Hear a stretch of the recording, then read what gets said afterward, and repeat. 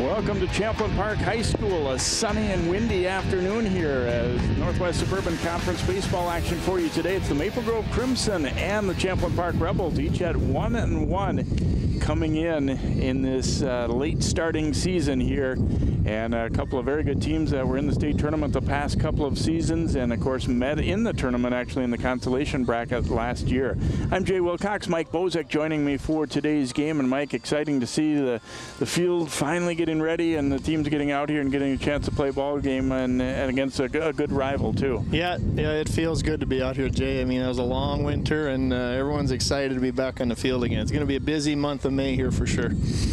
Champlin Park with a victory over Elk River in a conference game played at Minnetonka on their turf field, and then they played Minnetonka, lost a 2-1 real pitchers duel. They pitched well, and Minnetonka pitched even better. So, well, they are 1-1. Maple Grove beat Centennial, and then they played actually this morning against Coon Rapids over at Northwestern. Lost that one 6-2.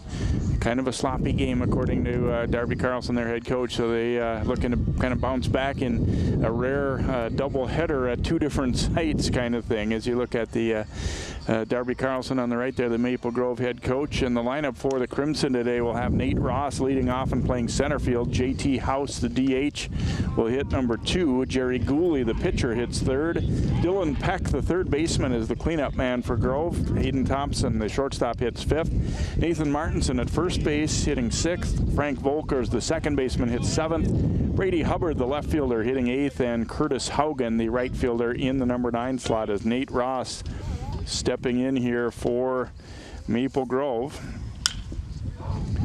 Driving this one into right field, and not a bad start for the Crimson as he delivers a single to start it out here. Ross has been hitting well. I mean, obviously they haven't played much, but was 2 for 3 coming in, and delivers a base hit there against Max Loven, the ace lefty for Champlin Park. And Max pitched very well last year, and he's off to a good start. He threw 5 innings and got the win against Elk River, but he gives up a leadoff hit, and JT House will be batting now for Maple Grove. Drops down a bunt, force the Rebels to make a play here, and they do so as the third baseman coming in to handle that one, Noah Christensen, but moves the runner over. Maple Grove, known as a team that likes to put the ball on the ground and make the defense make a play. Yeah, I think they're anticipating a low-scoring game here by bunting so early in the ball game. Jerry Gooley will be the hitter now for the Crimson. Runner in scoring position and 1 out.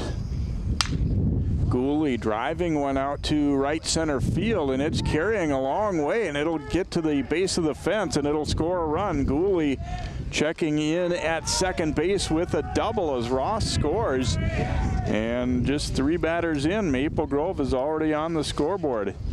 Hard to tell what the wind really was going to do to that one, as it was a long run heading back there for the center fielder, Cal Hansen. Yeah, the wind has kind of shifted a little bit. It was blowing straight out to left, and now it's more straight out to right and center. So that ball really carried. Jake Hansen, the courtesy runner, on for the pitcher Gooley. So Gooley, obviously they like his bat. You know, they don't DH for him, and they had him in the 3 spot, and he shows why right there. Dylan Peck, the third baseman, will hit now for Maple Grove. And not that that last ball would have been catchable for Hansen anyway, but let's remember that for both of these teams, they really have not been outside much. You've not had a lot of chance to look into the sun and play the wind and all that kind of thing. Yeah, it's true. It's hard on the outfielders. They have the biggest adjustment to make, I think, from a defensive standpoint. Peck takes that one for a strike. He has had a good start so far, 3 for 6, so hitting .500 in their first couple games. Already has a home run and 3 runs batted in. Thanks to both the coaches for the stats. I'm especially impressed with Maple Grove. You know, they played a game 10 o'clock this morning, and they already had updated stats for me by this afternoon game, so we do definitely appreciate that. Fouled away by Peck at the plate there. So Gooley getting tested early here. He's probably going to be one of the guys they really rely on a lot this season. As I said, he beat Elk River, went 5 innings, allowing 6 hits, 3 runs. 2 of them were earned, so a 2.80 earned run average. He fanned 12 in 5 innings in that game, but getting tested early here by Maple Grove. Yeah, Lovin's excellent command, excellent control, and Maple Grove has not wasted any time swinging the bat. Rip and a miss, and Peck will go down on strikes here for out number 2. Lovin, you said going to North Dakota State, is that right, Mike? Yep, that's right, yep.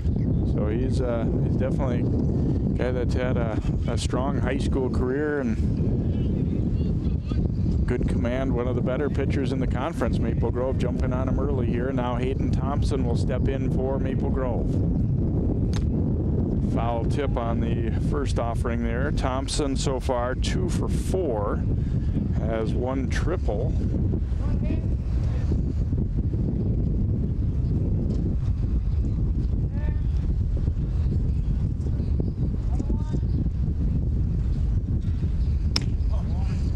Breaking ball missing. So a ball and a strike here to Thompson. Nathan Martinson waiting on deck for Maple Grove. If they can keep the inning going, they're up 1-0, 2 outs, and a runner at second base is Jake Hansen. That one over the inner part of the plate for a strike. Lovin really mixes his locations well, it feels like, too. He's not really always in one spot or always looking to go just nibble at the corner. Yeah, you're right, Jay. He's got good command to both sides of the plate, glove side, arm side, and good movement on his fastball as well. Strong enough wind today that I would think even the pitchers might be bothered by this a little bit. Yep. And that one low and in as he has Thompson moving his feet there. So now a full count to the Crimson shortstop. Yeah, we may see a few hanging breaking balls today with this wind, so keep an eye on it. And Hansen takes off. Lovin throwing to third, and now they've got him in a rundown. And they missed on the tag there, but Lovin gets over to cover, and the flip made. And so Hansen looked like he maybe saw something there that Lovin was coming to the plate, and instead he is caught in the rundown to end the inning. Maple Grove, though, does get 1 run on a couple of base hits. And after that pickoff, nobody left on base. So after a half an inning, it is Maple Grove leading Champlin Park by a score of 1-0. As you see Hansen, it's a bad feeling when the guy doesn't come home, and Lovin, to his credit, didn't panic there, just stepped off and through. So Champlin Park, an early deficit, but they do get out of it with just the 1 run allowed, which isn't bad considering how the inning started. The lineup for Corey Davis and the Rebels will include Cal Hansen, the center fielder, leading things off. Then it is Trey Carlson catching and hitting second. The pitcher Lovin will hit third. Then Andrew Stifter, designated hitter, will hit in the 4 spot. Ben Hoffman, the second baseman, hits 5th. Noah Christensen at third base, hitting 6th. Nick Bauer, the shortstop, is in the 7 spot. Owen Trelstead in right field hits 8th. And Vincent Lamberty in left field is the number 7 hitter, going up against Jerry Gooley, the left-hander for Maple Grove, making his debut this season. And Coach Carlson said he had a little bit of arm trouble last year, worked about 11 innings for the Crimson a year ago, but going to be counted on presumably a little bit more than that this year if he's feeling good. So he gets the nod today. And again, obviously, you had a game earlier. They used 3 pitchers in that one. So got, the Maple Grove, I talked with them before the season, though, and they did say we have a lot of guys that can throw, which in this kind of a spring especially is probably going to help them out. Yeah, absolutely. That's something. You can never have enough arms in that pitching staff. So here's Hansen stepping in, and he takes a first pitch strike. Hansen so far is hitting .333, 2 for 6 in the Rebels' first couple games, has 1 run batted in. Looks at that one down low. They said 2 high-quality programs, and the fact that they were no longer in the same section has allowed them each to win a section the last couple of years. Maple Grove moving to Section 8 out of Section 5, and Champlin Park Still in Section 5. You get a look at Coach Davis, and he's done a nice job. Former player for the Rebels. Hansen here, the leadoff hitter for Champlin Park. Very fast, as most leadoff hitters are these days. Just looking to try to get on base and get something going for his team. And a swing and a miss, but the pitch hits the plate, and it's going to allow Hansen to easily reach. No chance for Bennett Lewis on that one, as that curveball was very short and hit the front of the plate and bounced straight up. And so Hansen aboard on the wild pitch despite striking out there. And now Trey Carlson will be the hitter for Champlin Park. Tough feeling as a catcher, Bennett Lewis. I think as soon as he turned to go, he was like, there's no way I'm going to have a play on this. That was a great pitch, too. That curveball had some bite to it. Carlson lays off that pitch up and out of the zone there. Carlson 1 for 7 in the first couple of games here for the Rebels. As we said, the games are really going to be stacked up, so you can, get hot or get yourself out of a slump real early. Bennett Lewis coming back, and that ball up in the wind gives him trouble and unable to catch up with it. It feels to me like on a normal day that might have been out of play, and instead it came back and he actually ended up overrunning it. Yeah, that wind really blew it back, and I wonder if anyone even practiced that yet this year. Yeah, I doubt there's been much opportunity for that. So I think any catchers watching this, feel for Lewis right there, because that was not an easy play. It's hard to tell on TV just how much the wind affected that ball, but we could definitely see it. Yeah, just on a windy day, you just don't give up on anything, and you got to play it. You got to know where that wind is and which way it's blowing. It's going to change too. It's swirling out there a little bit. I'm always amazed how catchers can pick up any of those foul balls as quickly as they do sometimes. I mean, it's a ball basically behind you, and you have to locate it in a hurry.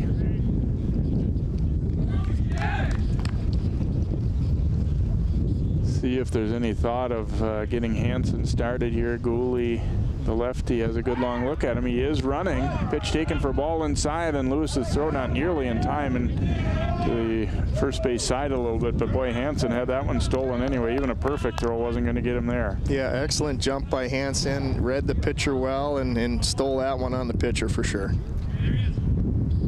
Maple Grove not really quite cleanly blocking, but at least knocking it down to keep it in the infield and keep Hansen at second.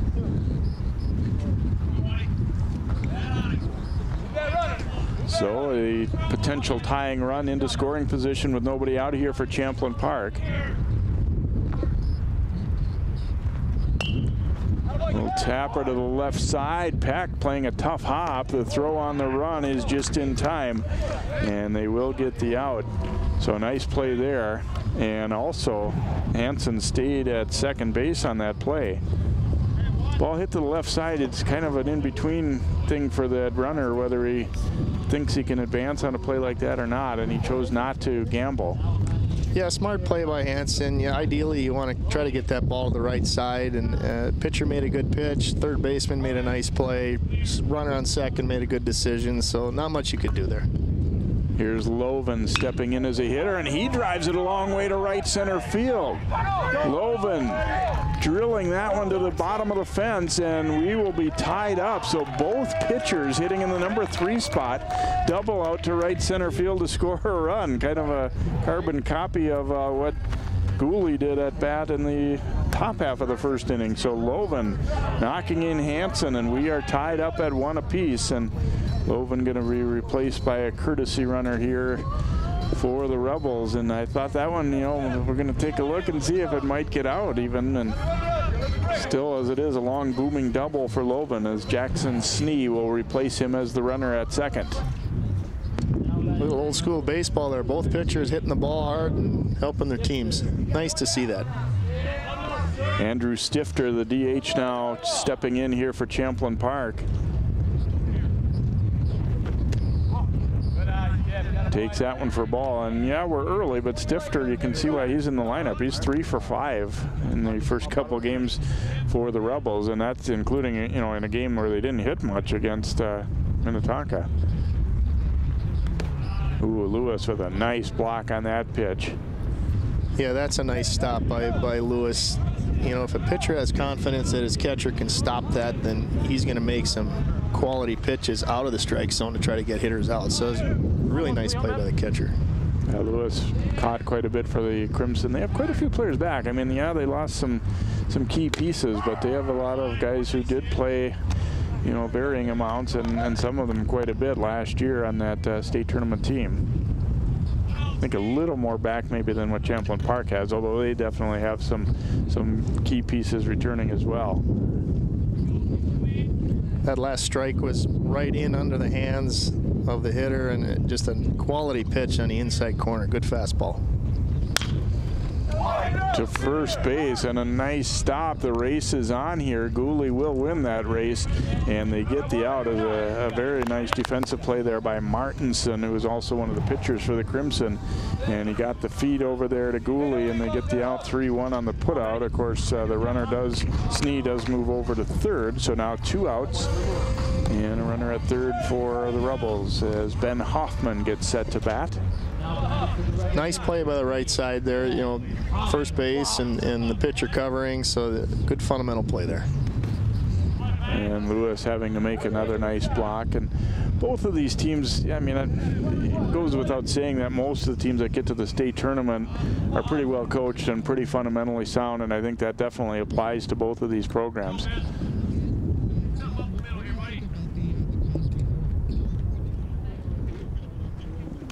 Pitch is low right there, and I think they've both, you know, just done a good job too of establishing a winning culture. I think, you know, sometimes the spring sports, you know, things get lost in the shuffle a little bit, or everybody isn't, maybe it's not their #1 sport or whatever, but both of these schools, they're big schools with good baseball players, and you won't play if you're not serious about the game and, you know, not concentrating and paying attention and working to get better. Lewis, another big stop there for the Crimson. He's at a busy first inning, and so Hoffman ahead in the count here as Gooley having trouble throwing him a strike. Yeah, he's got to be careful here with a runner on third. That one at the knees for a strike. Yeah, you definitely don't want to give them, you know, kind of a freebie by airmailing one past your catcher. Yeah, you got to make the other team earn it. Lifted to left field. Again, a very windy day, but it seems to have slowed down just a little bit, and no trouble for Hubbard to make that catch. So Hoffman flies out to left. So the inning's fairly similar for these two teams. 1 run, 1 base hit, the double by Loven for Champlin Park, and they leave a runner at third base. After an inning complete, Maple Grove won and Champlin Park won here on CCX Sports. Well, Thomas, you've got pre-diabetes, but with more exercise and a change in diet, it can be reversed. I've tried exercising. It just makes me hungry for bacon. I love bacon, too. And who really likes to exercise? Not me. Me neither. Nobody. So we're good? What? Oh, you still have pre-diabetes. Big time.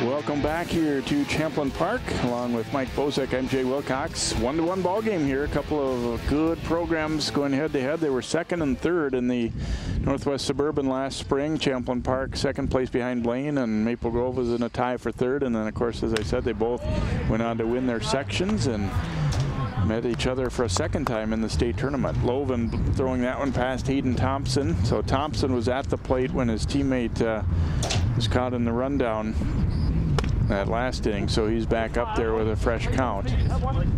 Good quality pitch there by Loven on that. Just, it wasn't a strike, but just enough to, you know, come in on the hitter. And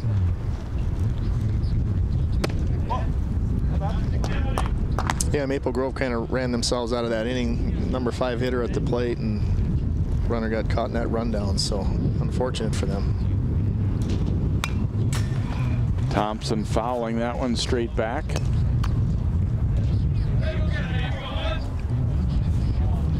I don't know if it was, you know, a plan coming in or it just worked out that way, but they really kind of jumped on Loven early. We're swinging early in the count. I'm sure he kind of made note of that too a little bit, that maybe I don't want to throw a, you know, hit too much of the plate early on. And he, nice pitch there as he strikes out Thompson swinging. Yeah, you know, you can do that with a pitcher that has really good control. Just come out swinging early. I think that's a really good strategy because you know he's going to be around the plate. And, you know, get your hitters ready, you know, offensively ready to hit right away. So here's Nathan Martinson, who made that nice defensive play as a first baseman for the Crimson. He takes a first pitch strike. He has gone 1 for 3 in the first couple of games, has driven in a couple of runs. A little late on that fastball, and it's 0-2.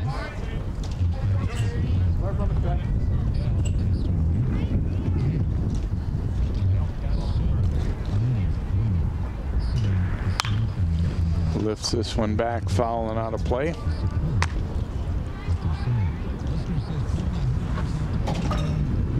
Loven's starting to pop the glove a little bit with the fastball here. You can tell his velocity's up from that first inning. Yeah, he looks a little sharper too. It just, you know, and sure he's thinking in his mind, okay, you had your fun in that first inning, now I'm going to settle in. And Gooley probably thinking the same thing for Maple Grove.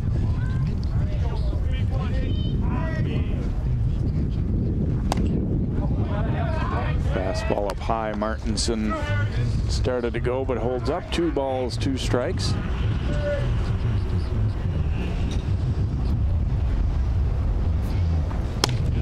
And a called third strike as he comes breaking ball. I don't think Martinson was expecting that one. So 2 outs.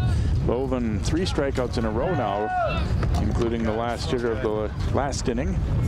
Yeah, good sequence by Loven on that. He had the eye level changed on the hitter on the 1-2 pitch and wasted it up and then put him away with the breaking ball. Frank Volker stepping in, a swing and a miss there. Volker's has gone 2 for 7 in their first couple of games. Has scored a couple of runs, has 1 double. Pops this one back, foul and out of play.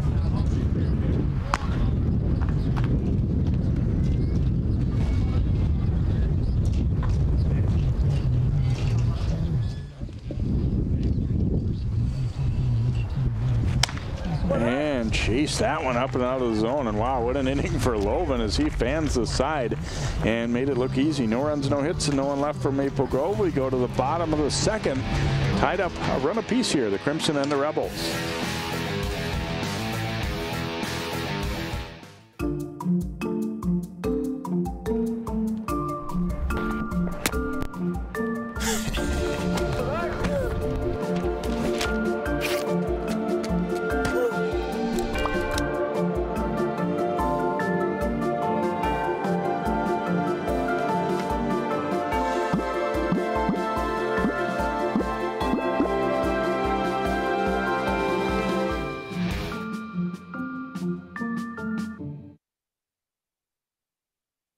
Most of my family, they never graduated high school or even let alone go to college, so I'm trying to break that barrier.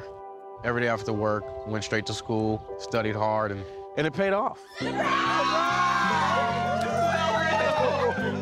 I could not have done it alone. I see the future is really bright for me. The high school diploma is just added to the confidence, and now I feel unstoppable. Find free adult education classes near you at finishyourdiploma.org. Welcome back here to Champlin Park. Noah Christensen, Nick Bauer, and Owen Trelstad, the 6-7-8 hitters, stepping in for the Rebels in the bottom of the second of a 1-1 game as they face lefty Jerry Gooley. And that one is up and in to Christensen. He is hitting .400 or in the early going, couple of hits and 5 at bats. And takes that one for a strike.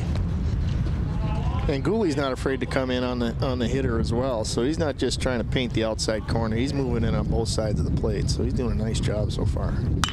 And this one hit hard out to center field, but it's going to hang up enough. And a running catch made out there by Ross. Off the bat, I thought that one had the look of a line drive base hit perhaps, but sometimes the wind helps you, sometimes maybe not as much, and that time it hung up there. Yeah, Christensen hit the ball hard. He got a change up in the zone and tattooed it pretty good. Nick Bauer, the shortstop, will be the hitter now for Champlin Park. You always kind of hope or feel like maybe those things will even themselves out. Sometimes you hit a little dribbler down the first baseline and get a base hit out of it. You hit one like that, real solid, and it ends up being an out. Yeah, that does even out for sure.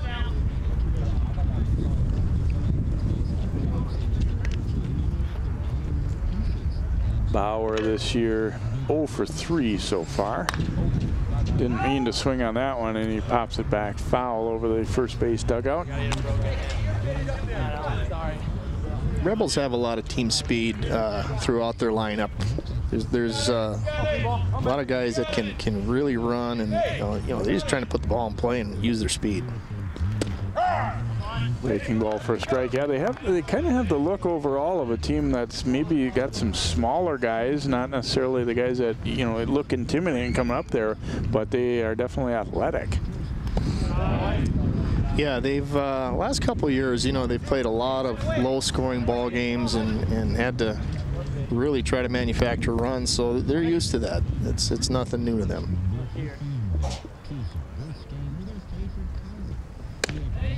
And Gooley hits the inside corner for a called third strike, so his second strikeout of the afternoon, and now Owen Trelstead will be the hitter for Champlin Park. Great location on that pitch. That's an excellent spot. Now batting number 14, Owen Trelstead. So Gooley trying to do what Loven did and have a much better second inning than he did the first. Not that, they were really hammered around too much, but each gave up a long double to each other, in fact, and that led to the run scoring for each team. Yeah, Gooley's mixing his pitches, so both starting pitchers are really starting to get into this game. So it's looks like it's gonna be a tough day for the hitters here.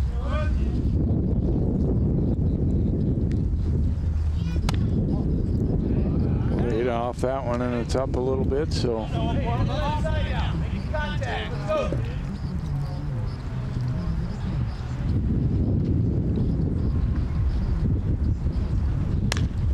Hits it hard down to first, but Martinson will grab that one and make the play himself. So a 1-2-3 bottom of the second inning work by Gooley. No runs, no hits, no one left for the Rebels. We go to inning number 3, still tied up at 1-1 here on CCX Sports. Most of my family, they never graduated high school or even let alone go to college, so I'm trying to break that barrier. Every day after work, went straight to school, studied hard, and it paid off. I could not have done it alone. I see the future is really bright for me. The high school diploma is just added to the confidence, and now I feel unstoppable. Find free adult education classes near you at finishyourdiploma.org. I adopted Bento in 2010 from a shelter. As it turns out, we have very similar personalities. And this cat makes me make art because he's always motivating me to take pictures of him, to draw pictures of him. He just is motivating artistically. It's just that simple. Well, he's my best friend, but a lot of people know him as Keyboard Cat.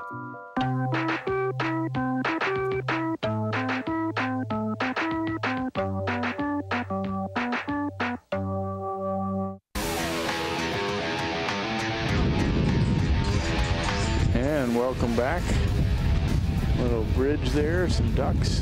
Great afternoon for baseball here. Wind has kicked back up again. It seemed like it had maybe slowed it a little bit. Now it's picked up again as we head to inning number 3. Brady Hubbard, Curtis Haugen, and Nate Ross will hit for Maple Grove, the 8-9-1 slots against Max Loven, the left-hander for Champlin Park.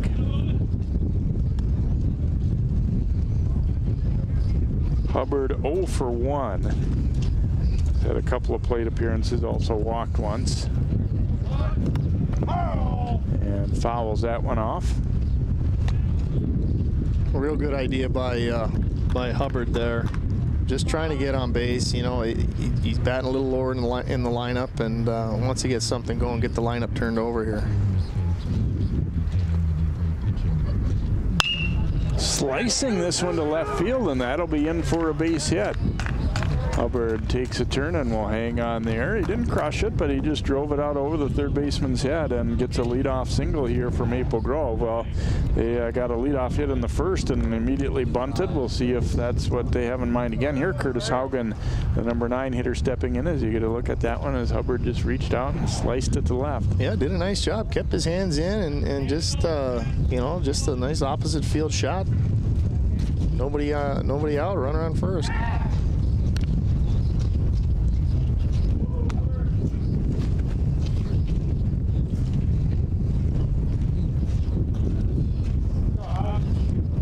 See if Maple Grove's bunting here. I would think they would be. Squared, but the pitch was low and in, so taken for a ball there by Haugen.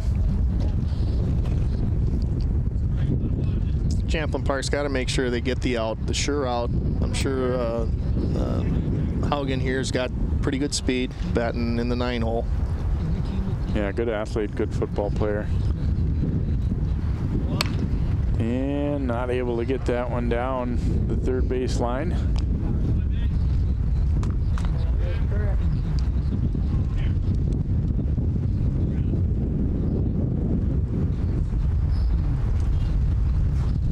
Yeah, sometimes they try running, hitters try running before they bunt. And the rule is bunt the ball first and then run, even if you're trying to bunt for a hit.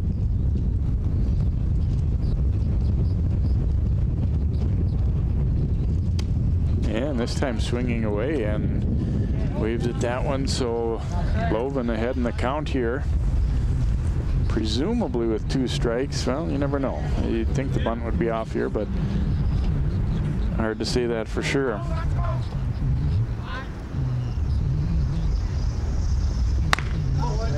Fastball high.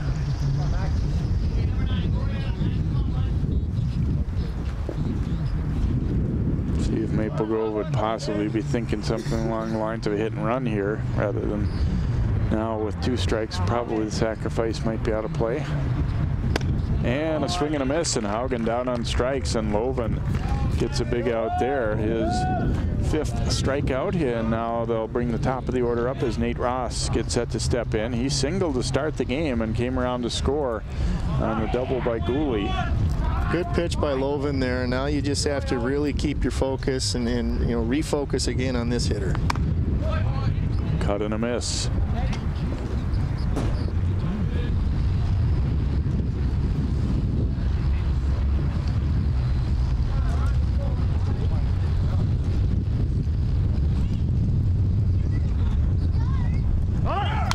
Runner going, and the pitch fouled back and out of play by Ross.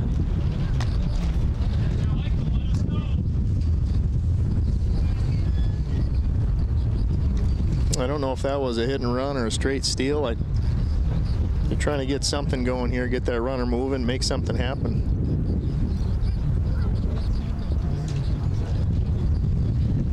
And a called 3rd strike as Ross is caught looking. Loven came with the fastball, and Ross, I think, was fooled. So 2 strikeouts in a row, and Loven continues to pile them up. JT House will be the batter. I think the Carlson behind the plate was kind of standing up a little bit. They wanted to get that ball up out of the zone, and Loven accidentally threw a strike and surprised everybody. I think you're right. Just as a hitter, even though you don't want to think this way, you kind of have it in your mind that he's going to waste one too, and you're not quite ready. There's the strike. House got a sacrifice bunt down the first time up, which I guess you could say Gooley's hit would have scored the runner either way, but still he did his job that he was asked to do and got him over. That's another one of those things over the years for Maple Grove kids. Saying I'm just not a very good bunter isn't really an option, because Coach Carlson, that is definitely part of their game plan, and even if you're hitting up in the order, you might be asked to drop down a bunt. Runner is going. Carlson's throw, a one-hopper, not quite in time. He had just a little trouble getting out of his glove. Wasn't a great pitch to throw on there, and Hubbard will end up getting the steal, even though it didn't appear that he had a super good jump there. Yeah, Carlson, he just, was able to get down there. Now he's in scoring position with 2 outs, and dribbler down the third baseline, going to be a tough play here, and the throw not in time. So there'll be runners at the corners as House able to beat out an infield single there. As Christensen really had a tough opportunity here, did what he could with it, but just didn't quite get him. Yeah, tough play for Christensen there at third, and more of a swinging bunt, and they kept the ball in the infield, didn't overthrow it. It was a tough one to get that hitter on. So now with first and third, I think Maple Grove, they got their 3-hitter up, and Lovin's got to really refocus on here and really work this hitter. Yeah, the good news for the Rebels, there are 2 outs, but now runners at the corners, and you got Gooley up, who drilled one to the fence on a couple of bounces for a double in the first inning. Takes the first pitch for a ball. Well, if you're Maple Grove here, there might be some temptation to start that runner from first and see if you can either force a mistake or execute a double steal. But at the same time, you got a pretty good hitter up. You maybe want to give him a crack at it here. There's a fastball for a strike, and the runner is going to now advance, and Champlin Park will watch House go down to second. Probably not worth any kind of gamble there. Right, yeah, delayed steal there for Maple Grove. Pretty safe play. Champlin Park's not going to try to do anything crazy. Try to work and get this hitter out.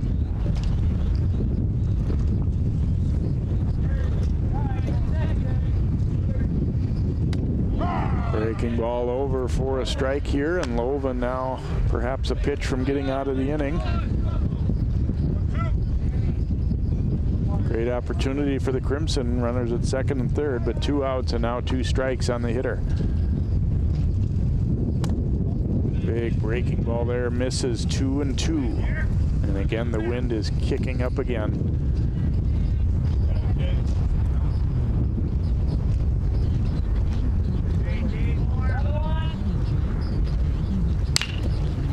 Slashes it to first, but handled cleanly, and nice play there by Michael Euland for Champlin Park. So Gooley is out 3 unassisted. The Crimson threaten but don't score in the third. No runs, a couple of base hits, no Rebels errors, and 2 left aboard. We go to the bottom of the third, still tied up at 1-1. The color in my garden keeps the pink in my cheeks. I was very independent and thought I could take care of myself. I fell and I had to have Meals on Wheels. They're my savior. My name is Lola Silvestri. America, let's do lunch. Drop off a hot meal and say hello. Volunteer by donating your lunch break at americaletsdolunch.org. I see you mobbing over her. Let's go. Let's mob. Let's crawl. Let's crawl. Let's crawl. Hey, yo, we mobbing. Come on, girl. Let's crawl. Hey, yo, let's crawl. Hey, yo, let's crawl. Hey, let's crawl. Hey, yo, let's crawl.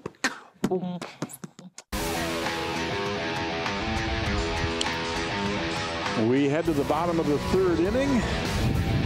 Both teams scoring a run in the first. Maple Grove and Champlin Park tied at 1-1.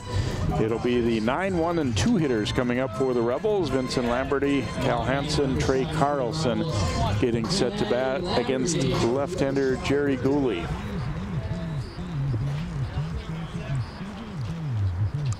Lamberty looking for his first hit of the season. He's gone 0 for 6. Early going, was hit by a pitch and reached on an error, so he's at least knows what it's like to get on base a couple of times. Yeah, Lamberty, good speed, batting in that 9-hole. Try to get him on base here, get him over, and get him in. That's the MO here.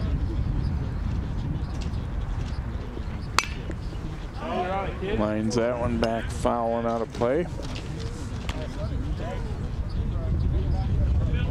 Be interesting to see here this early in the season too, you know, whether these pitchers, they've been both pretty efficient, whether they're, you know, have a possibility of going deep into the game, or if they might be, you know, pulled a little bit earlier just because of the early part of the season. Swing and a miss there. Lamberty down on strikes, and Hansen will be the hitter. Yeah, I would think they're watching the pitch count pretty close, and then, you know, depending on the type of pitches, if there's high stress innings, high stress pitches, then, you know, it should be a lower pitch count for that pitcher. Hansen knocking one down to short. Thompson on the run, throw across, and not in time. Wow, Hansen, you hit it on the head earlier saying he runs well, and he's able to beat that one out. Yeah, routine ground ball and just beat it out. Thompson, strong arm, maybe took a little longer to release that one than I don't know. It didn't seem like he really played it slowly, though, I didn't think. But Hansen able to beat it. So runner on first and one out. Trey Carlson will hit. Let's see if Hansen will be running here. Did steal second base his first time up. So he scored their run, even though he struck out on a wicked curveball that bounced off the plate and went past the catcher and beat that out, and eventually scored after stealing second. Yeah, it's amazing how those runs show up in a game.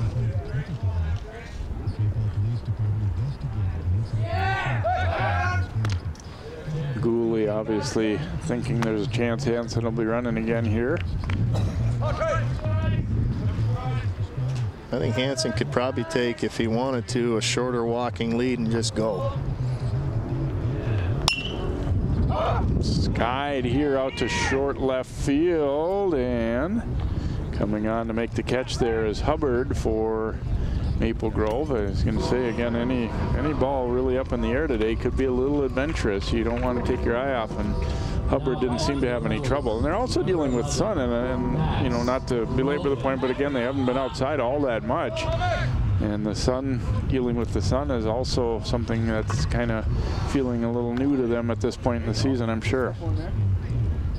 Max Loven, the batter. He drilled a double to the fence his first time up. Lewis going to throw to first. And Martinson was out a little bit in front of the bag there. Wasn't really in a position to get a tag down there anyway. I think Champlin Park would really like to get the Hansen in scoring position here with 2 outs.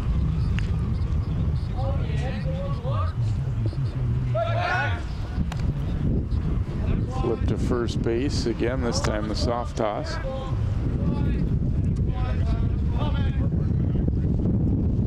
Gooley's doing a nice job of neutralizing the running game here just by throwing over. Not really trying to pick him off, just maybe get him leaning.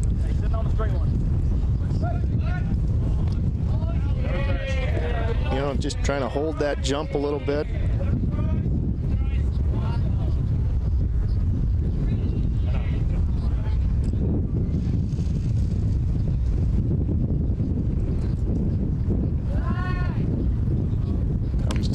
This time, and the breaking ball way up high, and Loven's hoping that means that his concentration is elsewhere and maybe he'll groove one.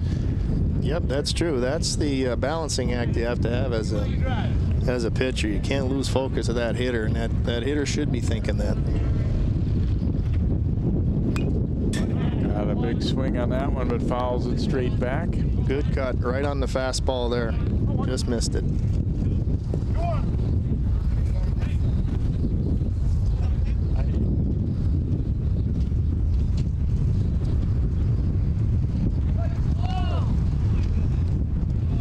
Goes with a quick flip over there this time.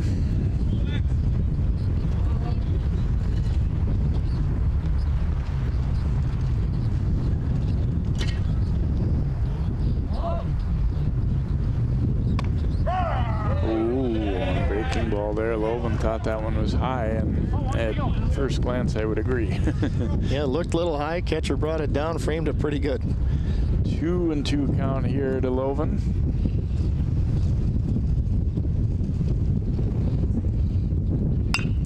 Back up the middle, and that one's going to be through for a base hit. Loven is 2 for 2, and here's the runner going to third. The throw not in time and not handled, and then Loven will move up to second. So Hansen maybe a bit of a gamble there, but he showed good speed, and he gets over to third base. Loven with a single, and then he'll move up to second on the throw coming into third. You see Hansen was going to be there anyway, but the ball not handled cleanly at third. Nice job by Hansen taking that extra base. I mean, even though there's 2 out, he didn't have to go to third, but what that did, that helped get the trailing runner into second base. So now they've got 2 runners in scoring position, and the hit could score 2 here. Stifter, the batter for the Rebels. Yeah, and it was, it was close enough that I don't think you can really fault the center fielder for throwing that ball to third either. A lot of times you get on your guys saying you shouldn't let that second runner move up, but there was a play to be made if it was perfect, and they didn't quite get it. Absolutely, yep. Try to make the play. And that one over the inside corner. Stifter, a look back there. Oh, really? Some hitters don't like the ball in there. Most hitters, as a matter of fact. So that was a really good pitch by Gooley. Try to come back. That one was a little in, though. 1 and 2. Hey, learn from those 2. Learn from those 2. Big batter here. If Gooley can get him out, then we'll still be tied. But if the Rebels get a base hit, it should score 2. Oh, it's going to be a swing and a miss. Lewis has to come up and throw him out at first base, but a good pitch there by Gooley, and they'll get the out at first. So the Rebels, like the Crimson, threaten but don't score in third. No runs, 2 hits, and 2 left aboard. We'll go to the 4th. We are tied up 1 run apiece here in Northwest Suburban Baseball. I see you mobbing over her. Let's go. Let's mob. Let's crawl. Let's crawl. Let's crawl. Hey, yo, we mobbing. Come on, girl. Let's crawl. Hey, yo, let's crawl. Hey, yo, let's crawl. Hey, let's crawl. Hey, yo, let's crawl. I rescued Toast from a shelter in 2011. I love Toast because she's a lazy diva. Toast does whatever she wants, obviously. She's sleeping right now. She's an epic snuggler. She's so comforting. She's so loving. Toast makes me laugh. When I walked into the shelter, I knew right then that she was special.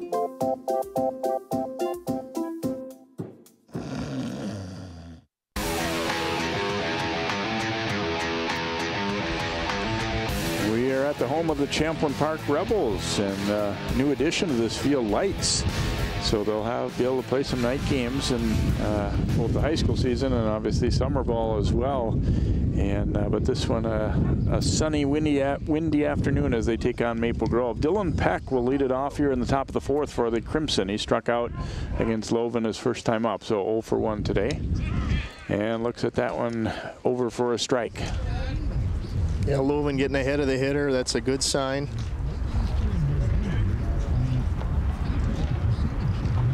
And strike 2.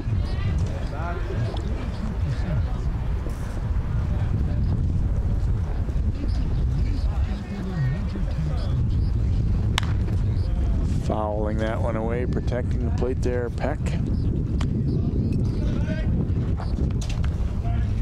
Peck just has to try to battle his way through this at bat. Not an easy thing to do against Loven.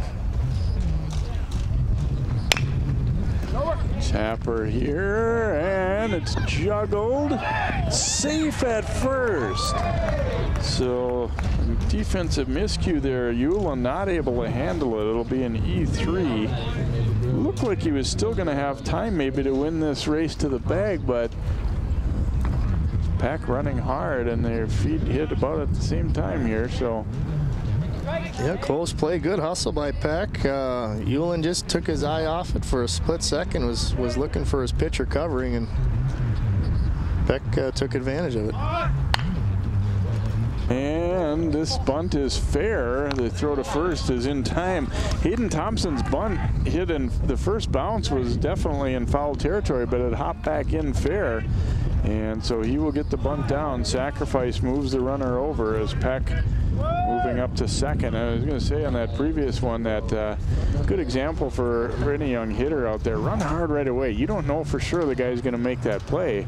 A lot of times guys are kind of disappointed that they maybe hit one toward a fielder and don't get running right away. This one pops away from the catcher, and Peck is going to advance. Well, and these are the little things too that help you win a ball game. You know, Peck, you know, running hard to first base and now taking advantage of that that drop ball by the catcher and taking an extra base at third. So now they've got a runner at third with one out, and an out can score them. Pass ball there on Carlson. Martinson, the batter, and he smokes this one into left field, and Maple Grove now leads it 2-1 as Peck comes around to score after reaching on the air. Martinson, a solid single after he'd struck out the first time up. So he is aboard with one out, and it is 2-1 Crimson. Volkers will be the hitter. Well, and that's just taking advantage of the opportunities there by Maple Grove. So good fundamental baseball as far as just hustle. And last pitch there, the batter wasn't waiting around. He wasn't looking for a walk. He drove that runner in right away. And this one hits Volkers. So things unraveling just a little bit for Loven and the Rebels there. So Martinson moving up to second, Volkers aboard at first, and Brady Hubbard will be the batter.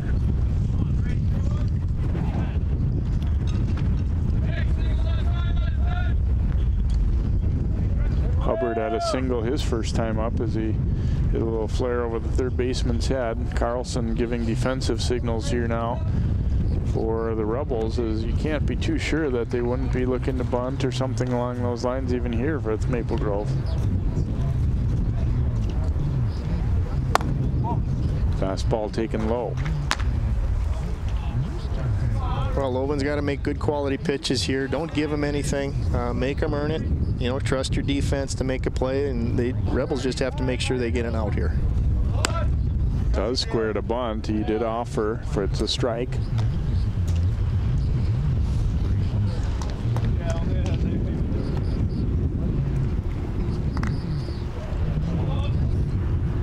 Just batters bunting and fake bunting, it just puts a lot of pressure on the defense. It gets everybody on edge a little bit, which is what you want as an offensive team.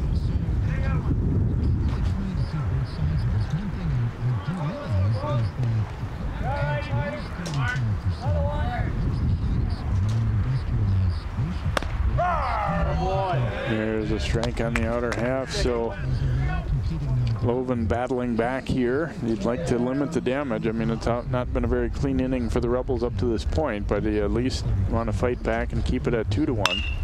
And driven out to center field. This one's going to get down for a hit, and then it bounces away briefly. Martinson is sent to the plate, and he is going to score. He did not get a great jump because he was waiting to make sure that ball wasn't going to be caught. And I thought there was a possibility that he would be held, but instead he will come around to score on the play to make it 3-1. As that ball was juggled just a little bit out there in center as well. Well, good at bat by Martinson. You know, a 2-2 count and just put the ball in play and got a run in.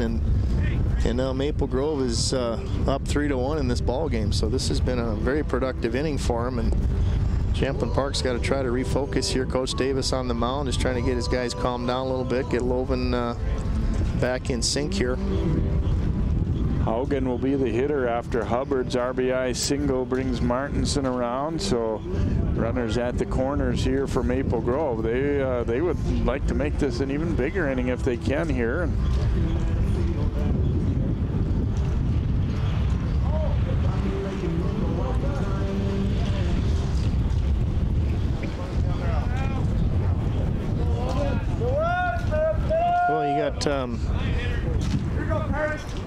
You got the number 9 hitter up here, so they could put something on here. Never know. Could be a squeeze, a safety squeeze.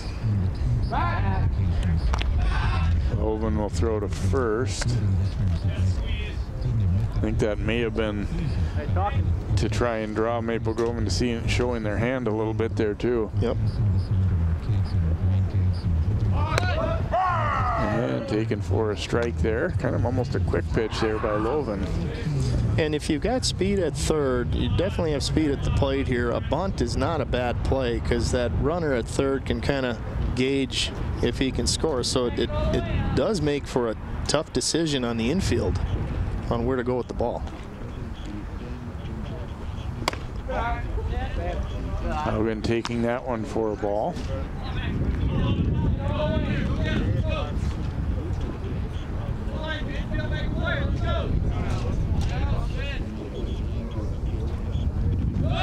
Runner from first is going. They throw to the second baseman to see if they can get Volkers heading home, but instead Hubbard will be allowed to advance to second there. So second and third now to Haugen. And Loven just has to work on trying to get the hitter here, that's all. Way up high and out of the strike zone with that one. Downhill now. So a 2-2 count here to Haugen, who struck out his first time up. Fouls this one back.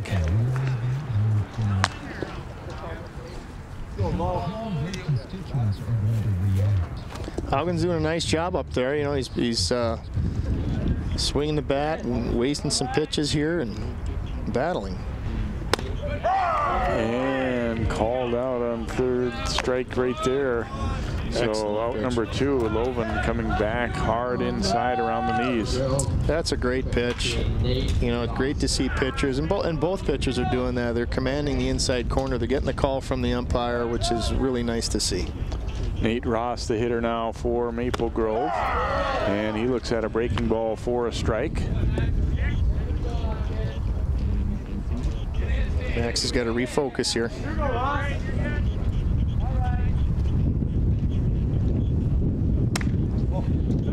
Laid off that one.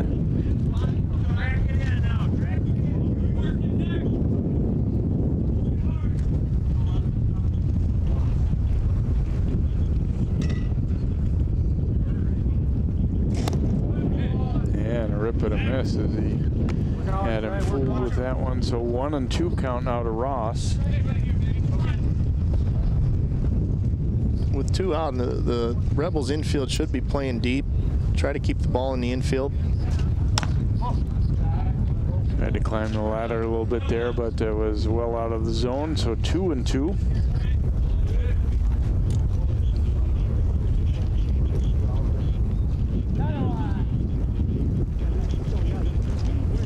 And a cut and a miss, and Loven comes back to get the strikeout. But Maple Grove has a productive inning as they come up with 2 runs in the inning on a couple of base hits. 1 costly error for the Rebels and a couple left aboard. We head to the bottom of the 4th inning. It is 3-1 Crimson. Every time I hear the alarm bell go off in school, I think it's an air raid. A lot of houses in our neighborhood have been destroyed. I like to close my ears and sing songs whenever the bombs come close. I'm worried our new neighbors won't like us. But I know it's all gonna be worth it. I just want my family to be safe. But these are not my words. These are not my words. These are not my words.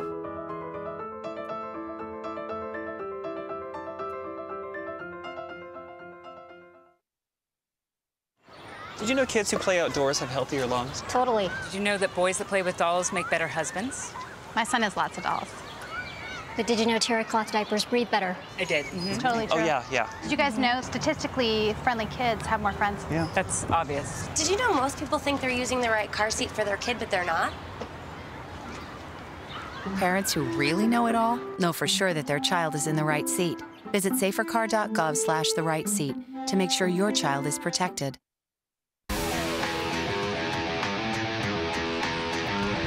Jerry Gooley now staked to a lead as his Crimson lead the Rebels 3-1. We head to the bottom of the 4th inning. Ben Hoffman will lead it off, the number 5 hitter in the Rebels lineup, as they try and bounce back from a 2-run deficit.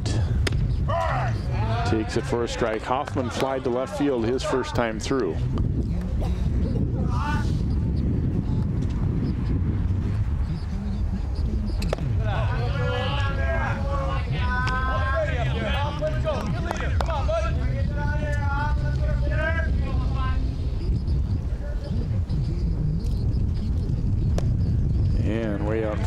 breaking ball.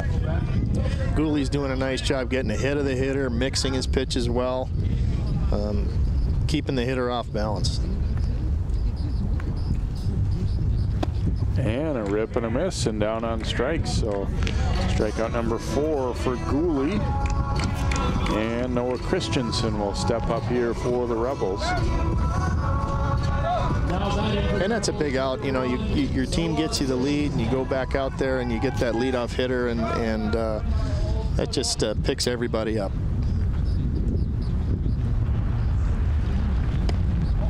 Breaking ball missing there. Christensen lined out to center field. His first time up, one of the better hit balls of the game, really, but he had just hung up enough for the catch to be made out there.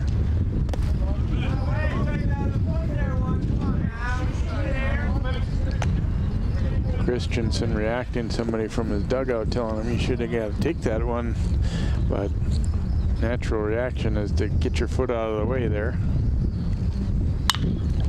Lifting it out here, this could be trouble. And coming on the catch, it is held on to. Nice job there by Ross, as he had to come in hard for this ball, and you really got 3 or 4 guys converging too, which can kind of mess with your mind a little bit, but he's able to make the play. Yeah, really nice play by Ross. You know, he took a step back and then came in hard, charged it, and made the out. Nick Bauer, the hitter now for Champlin Park. He took a called 3rd strike his first time through.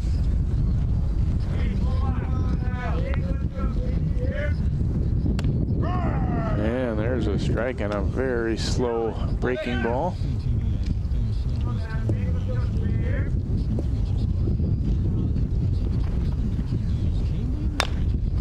Tapper to 3rd. This is going to be a tough one. Throw to first is not in time, so Bauer will beat out an infield hit. We saw one like that earlier as well. It's just a tough ball to have to come that far, and you see he definitely did not get him. So Trelstead will be the batter now for Champlin Park.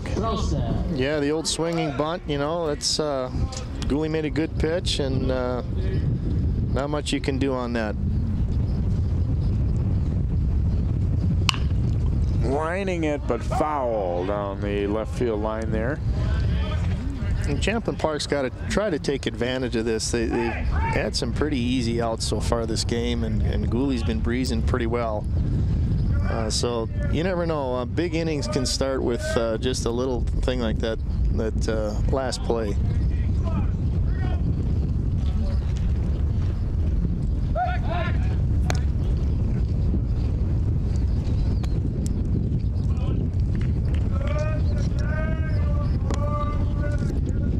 Had bounced out to Martinson, the first baseman, in his first at bat here today. Yeah, Trelsted's another guy that can really run. Left-handed stick, you know, he can slap the ball the other way.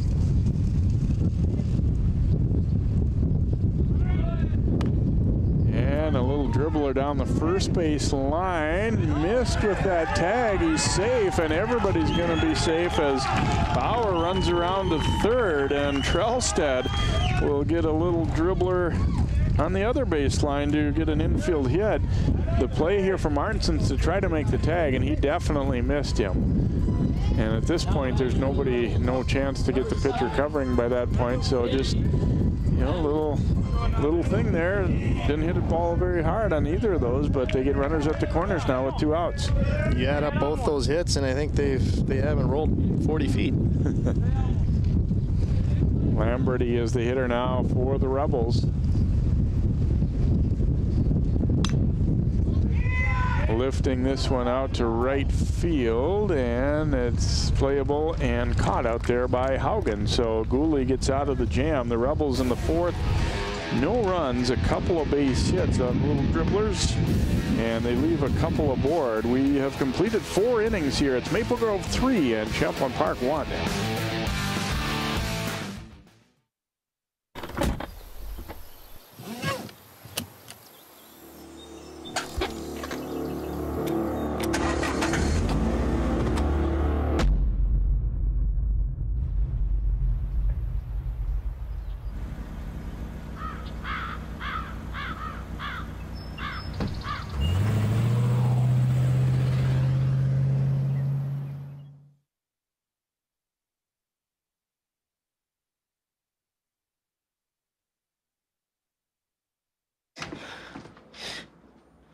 Your daughter just had her first breakup.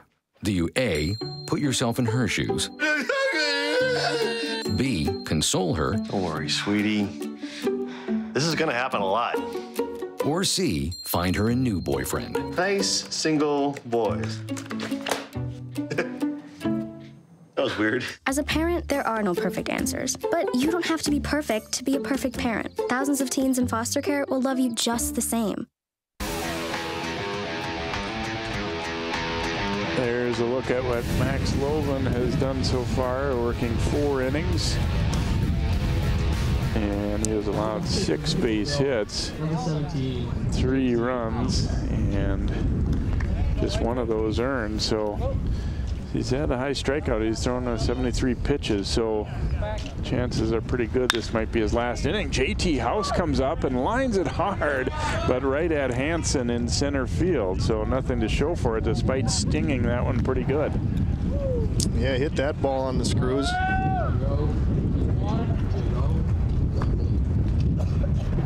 And Jerry Gooley will be the batter now for Maple Grove. Loven will take that out, though. 1 pitch out. And this one knocked down to second and bobbled, and no play to be had anymore as Hoffman will commit an error there, allowing Gooley to reach. And that's how Maple Grove's rally started last inning, was getting on an error. And Jackson Snee, or excuse me, the courtesy runner will be Jake Hansen now for Maple Grove. Dylan Peck is the batter for the Crimson, and he was the guy who reached on that error last inning and came around to score. Another one to second, also bobbled, and the throw to first not in time. So back-to-back errors here by the Rebels, giving Maple Grove an opportunity. Yeah, ball just getting under Hoffman's glove, and no play at first. So let's see if Maple Grove can take advantage of that. Hayden Thompson will be the batter here for the Crimson.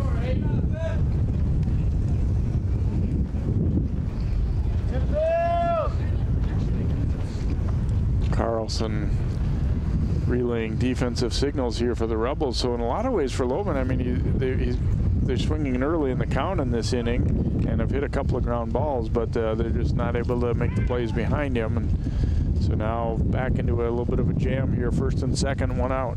Yeah, Loven's doing his job. He's making his pitch and getting the ground ball, and now he's got to try to pick up his teammates here. Nobody feels worse than the guy that makes the error, so Loven just got to get back at it here. Fastball missing into Thompson.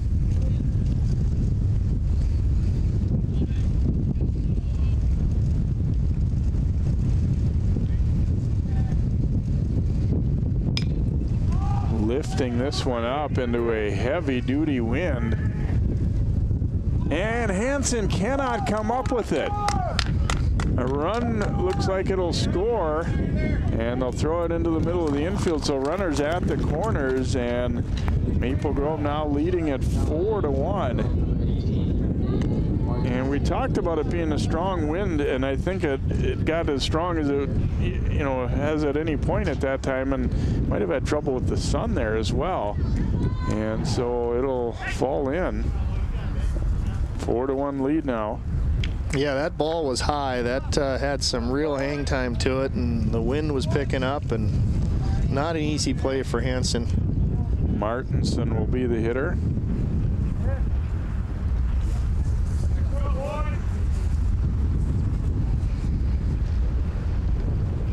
And the Rebels going to have a little talk right now. The wheels kind of coming off defensively a little bit in this inning. Well, Maple Grove has hit some balls hard, and they've had, on some of them, nothing to show for it, and been able to score some runs here on outs and on errors, and they've taken advantage of the opportunities. There's no question.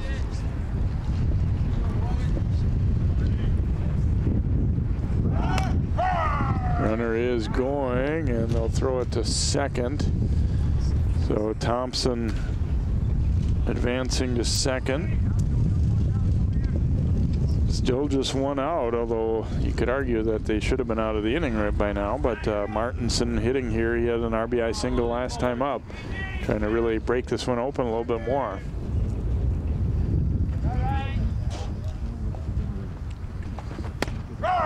Takes that one for a strike.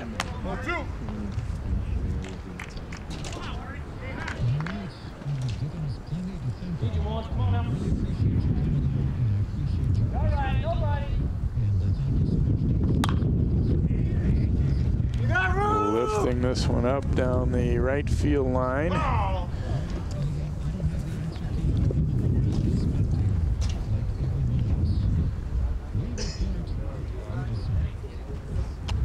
Yeah, it's an adventure. You hit the ball up in the air today, and it's going to do something.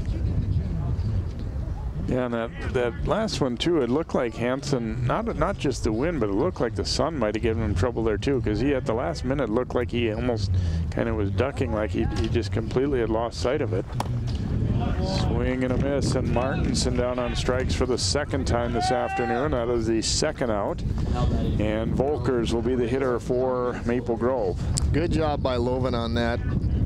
That's a big out. Now he's just got to refocus and just concentrate on this hitter. Get his team out of the inning.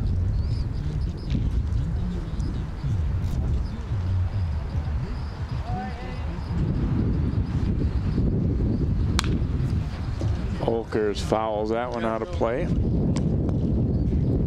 Yeah, you want to keep it at this kind of margin if you're Champlin Park. And obviously, you know, Gooley this early in the season, you know, maybe they're going to probably think about removing him too. So you never know. You get to somebody out of the bullpen that has trouble finding it or whatever. The Rebels have to be thinking that way right now as we limit the damage here and then, you know, got a few more opportunities to try and chip back into it. Yep, that's exactly how you got to think of it. You know, it's you play the game one pitch at a time, one out at a time, and you know, they got to get 21 outs for the game to end. So, you know, you just try to get out of this inning here and limit that damage.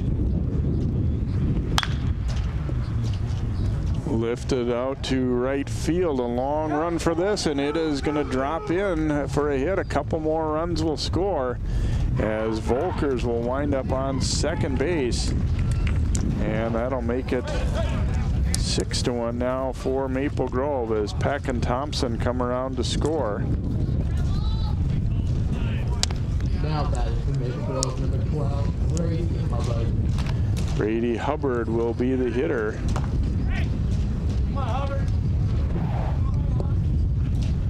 A little more adventure in the outfield, although I think I'll end up calling that one a double. Hubbard, a late swing on that one. He is 2 for 2 so far today.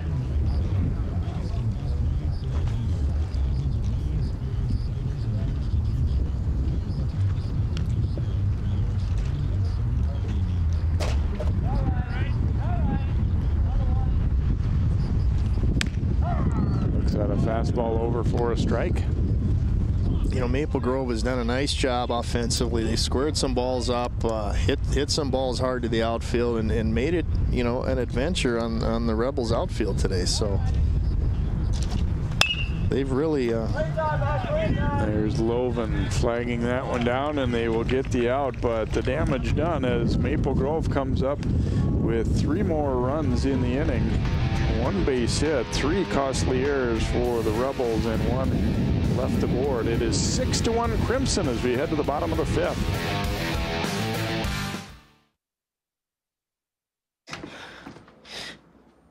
Your daughter just had her first breakup. Do you A, put yourself in her shoes? B, console her? Don't worry, sweetie. This is gonna happen a lot. Or C, find her a new boyfriend? Nice, single boys. That was weird. As a parent, there are no perfect answers. But you don't have to be perfect to be a perfect parent. Thousands of teens in foster care will love you just the same.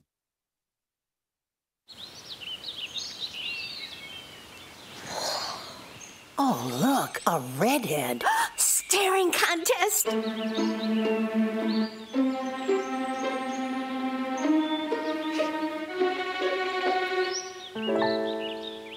You still got it. I know. Come alive with the forest. The dad was cute. They were looking right at us. Visit discovertheforest.org to find a forest near you.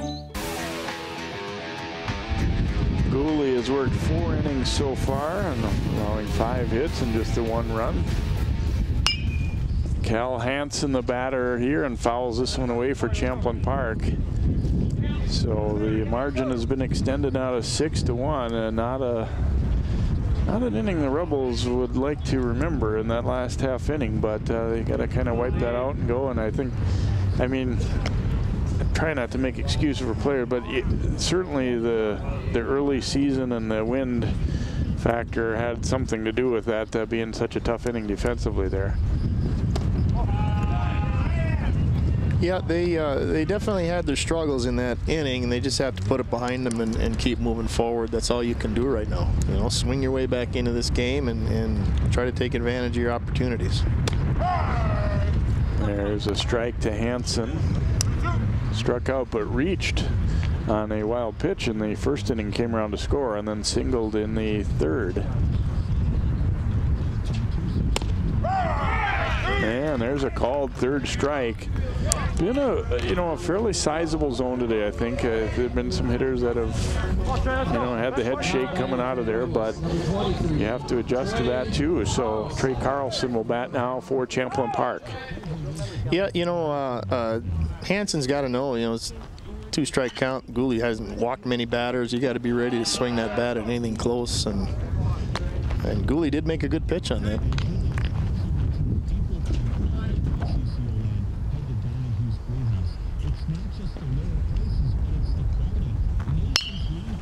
Lifted down the first base line, a long run, but Martinson can't get there.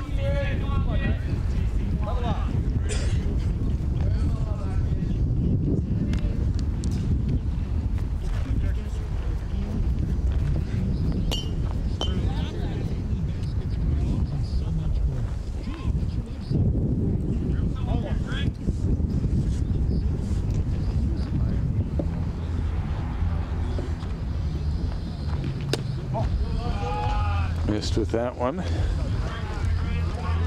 Carlson with Loven set to bat behind him. And then Stifter.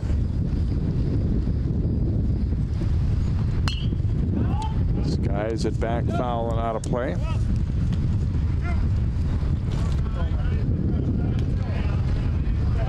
Gooley's really pouring strikes into that zone here today, so he's getting ahead of the hitters still and still being very effective. Outside with that one. The one thing he does not want to do is walk hitters, so they got to make him earn it. He's got to make them swing the bat. And stroked into left field for a base hit, so Carlson delivering a 1-out hit for Champlin Park as they try and get a little rally started here, and Loven will be the batter. Good solid swing on that ball. Yeah, Carlson hit that ball hard. Right through the hole. So Loven, who has gone 2 for 2, including a long double in the first. Maybe hasn't gone as smooth as he would have liked pitching-wise, especially with not getting too much defensive help in that last inning, but has come through as a hitter. Runner is going. Here's the throw down, and it is dropped. Boy, a little surprising down 6-1. The Rebels are running there, and Carlson able to swipe second. If that ball had been held on to, I think this was going to be a close, somewhat close play anyway, but never was caught cleanly at all there. Well, they're using their speed. Yeah, down 6-1. You don't normally see a team stealing bases, but if you can steal them, go ahead.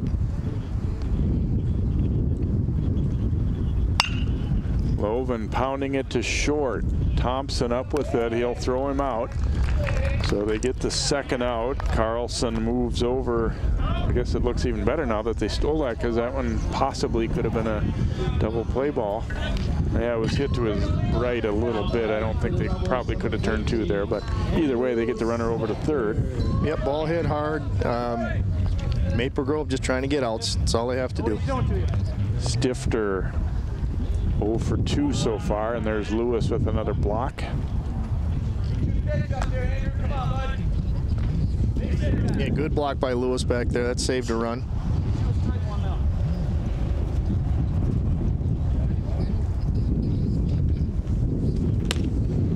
Rip and a miss.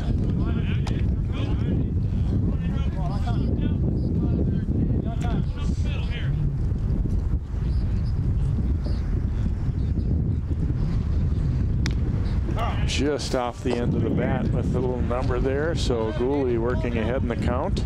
Stifter's really got a battle here now, and Gooley's just got to, you know, not mess around with the hitter and just make him earn this and see what happens here. Lewis with another fine block, but early in the game he really was tested a lot back there, and then coming up nicely with that. Yep, he's done a nice job back there. He's really helping his pitcher out.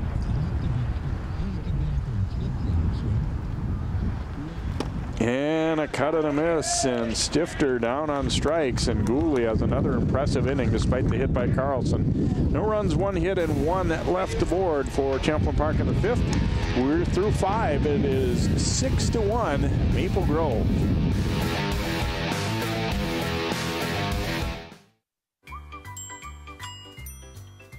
Fancy pants peanut butter? A big screen television? You haven't even bought a sofa yet. A motorcycle? When your father finds out, he's gonna flip his shoes with 2 buckles? What do you even need 2 buckles for? Mr. Big Shot, buying whiskey shots for everybody in the bar. From the looks of it, I'd say nobody even remembers. Feed the pig.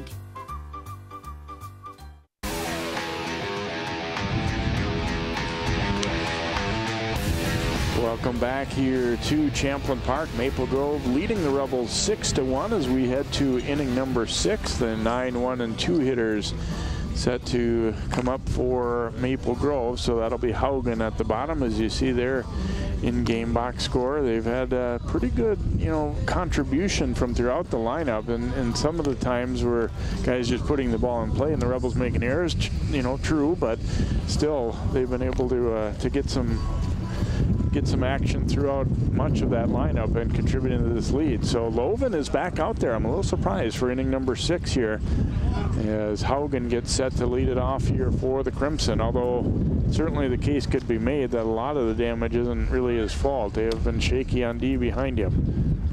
Yeah, a little surprised Loven is back out there. However, Champlin's a little thin right now on players. They had a key injury last night to one of their players, and that's definitely affected things here. So Haugen, unlike the last 2 times, hitting with nobody on base, as Hubbard had reached in front of him. So he'll just be up there looking to get on any way he can here. Takes the first pitch ball.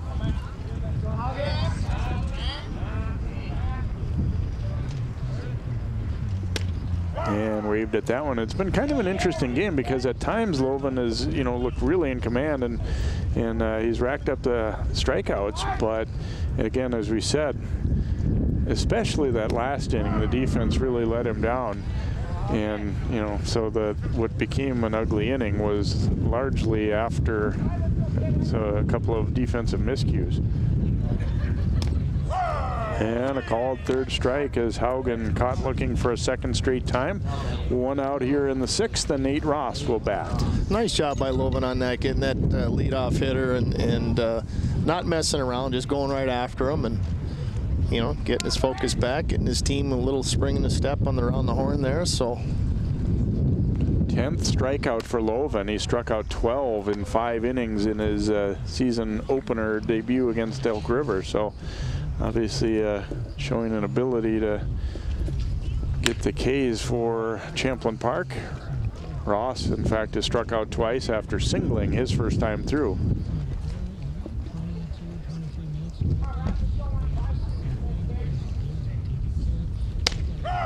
There's a strike. And, you know, not making excuses. It is still early in the season, and then defensively, you know, your depth perception isn't quite there. You've been in a gym for months, and And they just have to work some things out here on the Rebel side, and it's the same for everybody. You get a lot of teams that you know, it's still early. They haven't been outside, so not only it's fly balls, it's ground balls, and reading the ball off the bat. It's much different than taking ground balls in a gymnasium. Yeah, even just being out here for us watching it, you know, I don't think you're tracking the ball as well just sitting here as a fan as you maybe would in a month or so. Yeah, we all have to get used to it, that's for sure. Ross down on strikes, so Loven getting the first 2 hitters via the strikeout, and JT House will bat now for Maple Grove. He hit the ball very hard last time, a line out to center after reaching on an infield hit in the 3rd and sacrifice bunt first time up. Loven just bearing down and shooting strikes in there now. So this will be his 100th pitch right here. Going to be his last hitter. Yeah, and that's what the leader of the team, you know, he's a co-captain. That's what you have to do. You just, you know, you got to pick your guys up and not pout about it. Go back out there and do your job. Driven to right field, but it is going to hang up and be caught there by Trelstead. So House is out, and the Crimson go quickly in the 6th inning. No runs, no hits, and no one left. We go to the bottom of 6. It is still 6-1 Maple Grove.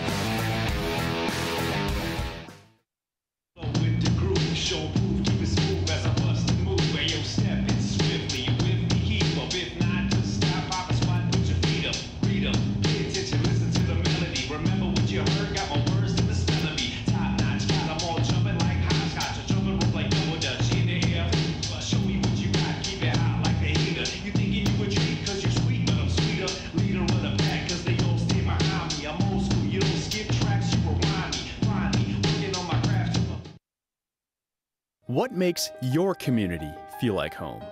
Is it knowing what's happening in your neighborhood, or when people know your name?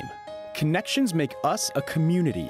For more than 30 years, Northwest Community Television has connected citizens, neighbors, even sports fans through video. As life gets busier than ever, we will still offer you a connected community experience through CCX Media, so you can stay connected to the place you call home.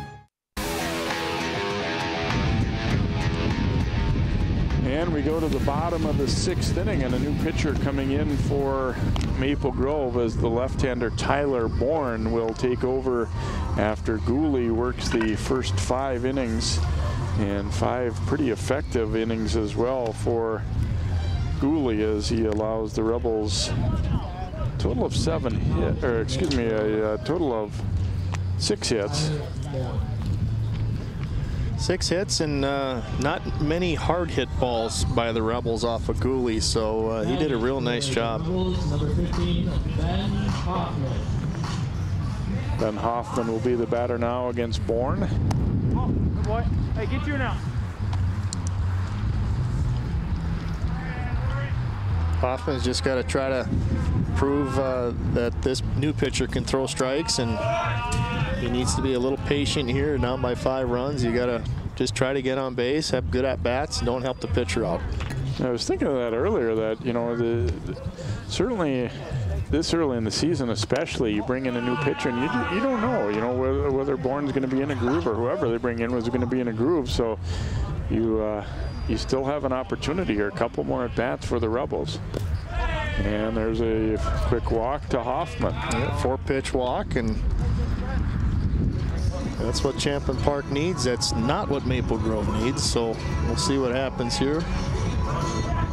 Noah Christensen will be the hitter. For the Rebels, number 1, Noah Christensen. I think we're going to see a pinch runner here for Champlin Park, and we will, as Hoffman is run for by Snee. So this is not a courtesy runner situation, of course, here as Hoffman's the second baseman.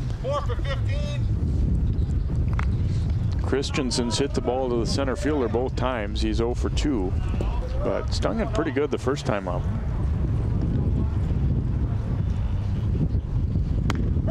Bourne shoots a strike over there, and Bourne with a, you know, it sounds simple, but with this pretty good sized lead, I mean, his job really to throw strikes. I'm not saying you want to put belt high fastballs over the middle of the plate, but it would bother their coaches a lot more if he walked a bunch of people than if he got hit a little bit, I think, here. Right. You don't want to try to be too fine here. Set it over and over again. You got to make the other team earn it. You know, hitting is hard enough. So the pitchers you just want to get that ball in there and make the other team swing the bat. Fouled away there by Christensen. So Bourne, after walking the leadoff guy, now quickly ahead 0-2.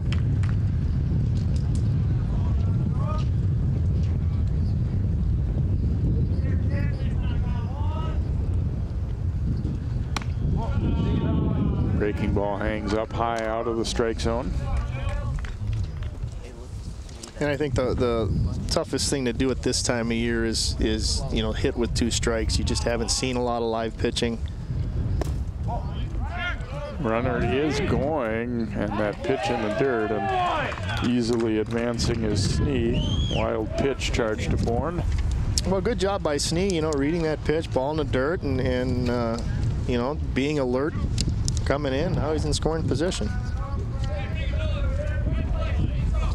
One thing Maple Grove does not want to do is let the guard down here, because a team with speed, you never know what can happen.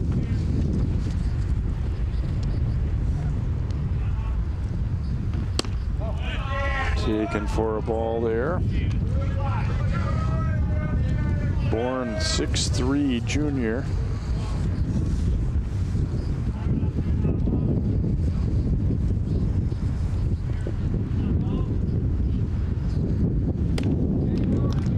And a miss there, and Christensen down on strikes. A big out recorded by Bourne. Yeah, that is a big out.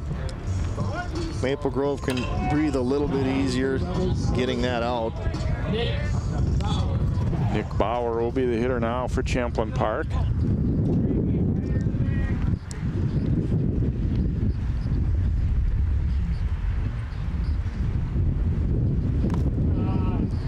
In the dirt, Lewis with the stop. Yeah, you get to this point in the game, and now if you're Maple Grove, you're kind of counting out. They only need 5 more outs here. And obviously, there's no game clock that can run out on Champlin Park, but the closer you get to being out of outs, the less likely you're going to be able to come back.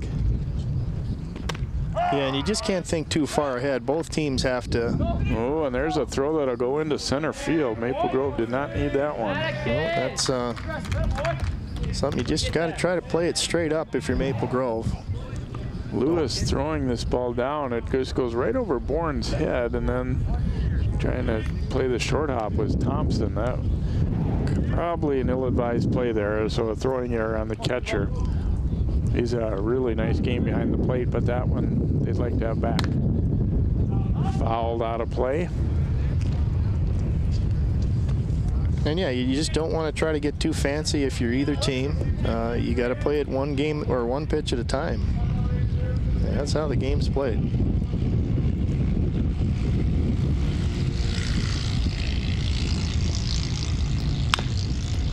To third, Snee's going to retreat to the bag, and the throw across is in time, so handled well there by Peck. Boy, a ball hit almost anywhere else probably would have scored that run, but it was right to the third baseman and on a hop where Snee didn't have much of a chance to score on that one. And you're not, you know, down this margin. You have no reason to gamble there either. Right, yep. Snee made the right decision there, and, you know, as a hitter in that situation, you want to try to hit the ball back through the middle with a runner at third, infield's playing back, try to hit it into the V of the field if you can, but Bourne made a good pitch. He bored it in on the hitter's hands, and it was more of a defensive swing, and it produced an out for Maple Grove. Another good block there by Lewis as Owen Trelstead stepping in. He is 1 for 2. Of course, both of those were against Cooley. I think they're wearing out Lewis's chest protector today.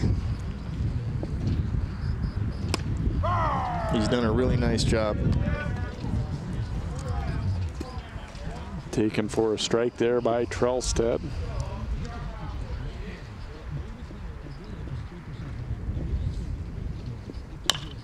This reaches out a little tapper to short. Throw to first, not in time. The run scores, but they'll also have a runner aboard still as the inning stays alive. And Trelstad able to beat that one out. Great hustle by Trelstad using his speed. Just a bit of a double pump by the shortstop, and the Rebels get a run out of it. So a 6-2 ball game, and they may, Lamberty is the hitter. They might be, that's the second one like that where they might be talking with Thompson about maybe shortening up his throwing motion a little bit there. He's obviously got a good strong arm, but kind of took a long time to get rid of it. This one is lifted out to right center field, and it's going a long way with that wind, and it'll be to the fence and should score a run. Lamberty digging into second, and the Rebels are not done yet. Trelstad around from first to score, and it is now 6-3 on the double by Lamberty. Yeah, Lamberty gets a pitch up in the zone and hammers it to right center in the gap, and the wind carries it, and he gets an RBI out of it, and Champlin Park is pecking away. And they'll turn it over to the top of the order now, too, as Hansen steps up.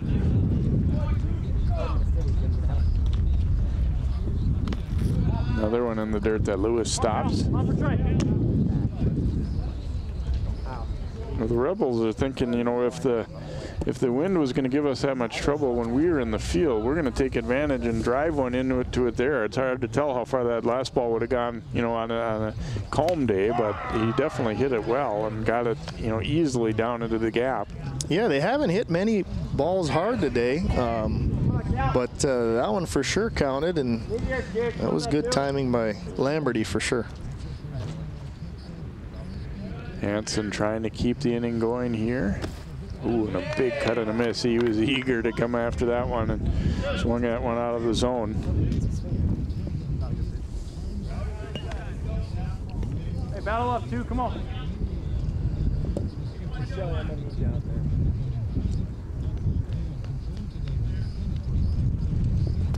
And that one is in the dirt, and the runner will move up. Lamberty to third on the wild pitch. Lewis, we said, has been busy. That one was quite a ways in and right basically at the hitter's feet. Yeah, you get late in the game, and you know, it's hard on the catcher. It's early in the season, and you just don't want to, you know, throw runs to the other team. You know, you got to make them swing the bat. Stick with your fastball a little bit more, maybe. Good. Yeah, boy. Up high and out of the zone with that one, so Hansen battling here. Bourne, I think, feeling the heat a little bit now. Yeah, they've still got a lead, but it's gone from 6-1 to 6-3, and a runner at third base as well. Ooh, and he fouls that one off of the catcher, Lewis. And yeah, I think that one hurt a little bit. And you got him on the top of the leg, or...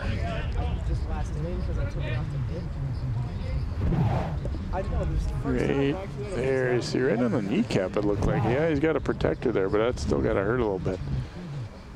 And that one down and in, and Hansen will draw a walk. Not what Maple Grove was hoping for after Gooley had worked 5 really strong innings. Bourne struggling a little bit here as he comes on in the 6th. Carlson will be the batter.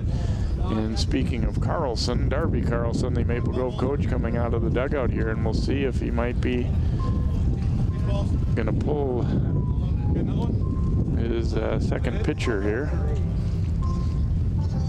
or if it's just going to be a little discussion time. This looks like a mound visit. Do we get to count that as one mound visit? I guess so. That's the thing, you know, sometimes just getting one out can be difficult, and we saw it earlier in that inning for Champlin Park. Just the game becomes complicated at times when things don't go your way, and that's where Maple Grove's sitting right now. Well, Champlin Park's a team that they don't give up. They've been in this situation before. They've had a number of games where you think they're out of it, that it doesn't look good, and they've come back and won games. They had a few of them last year, I know that. So, you know, Maple Grove just again, they just, you know, can't get too fancy here. Got to play it straight up and you know, try to get the hitter out with a good pitch. Don't try to trick him. Don't be too worried about that. Make him swing the bat. So Carlson will be the hitter now for Champlin Park. Nice hit. Nice Runners hit. at the corners here for the Rebels. Would not be at all surprised to see Hansen running here. In fact, I'd be surprised if he isn't.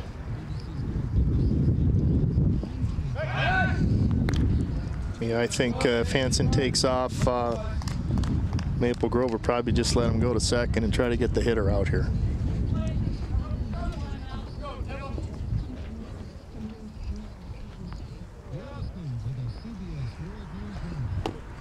Cut and a miss there by Carlson.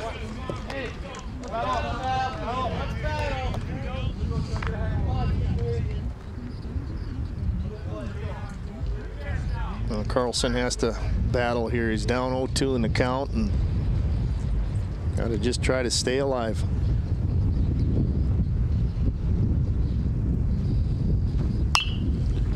Pop back out, foul and out of play.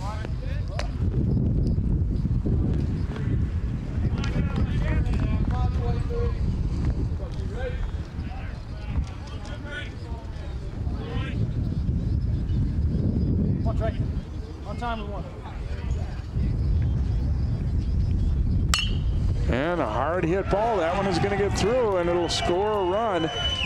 Hansen digging around to third. The throw will come into second and it is 6-4 as Carlson comes through with his second consecutive hit, and this one drives in a run. The Rebels battling back in a big way here in the bottom of the sixth. Oh, nice piece of hitting by Carlson. He got a ball out over the plate and drove it back through the middle, got the RBI. And Rebels at coming back here. They got runners at first and third and still just 2 out. And nice little rally they got going here. 6-4 ball game. Loven, who is 2 for 3, will be the hitter.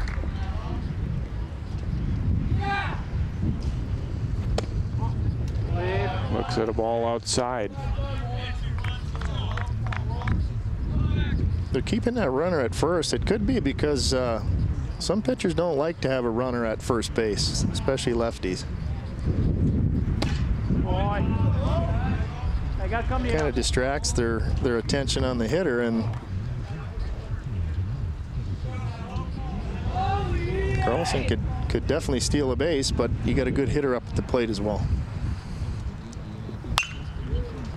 Loven lifting this one foul.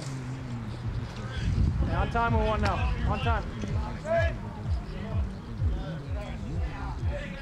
There's balls over here. Any balls?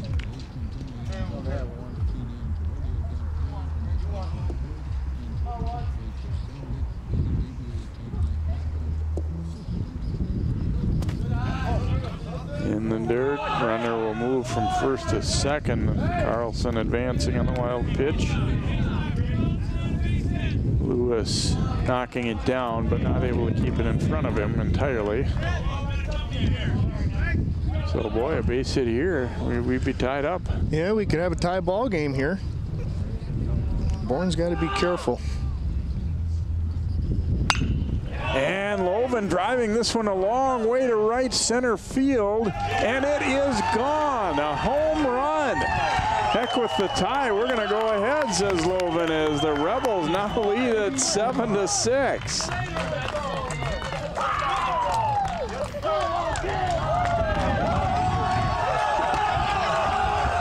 Big time blast there from Max Loven.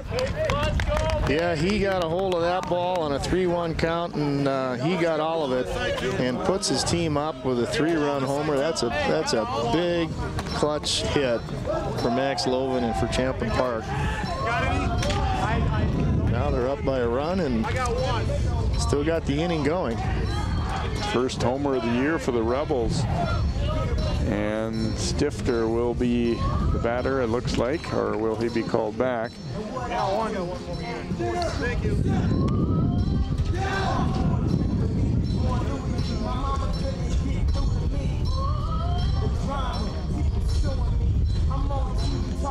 Well, Stifter's the DH today, and I don't know if it has anything to do with his, I believe he wasn't warming up in the bullpen, so I would think he'd be coming in to pitch next. Not sure what the discussion is here.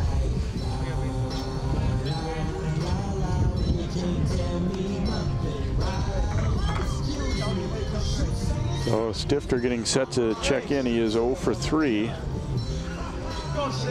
Crimson going to kind of ride it out with Bourne, it looks like here. He's obviously had a tough 6th inning.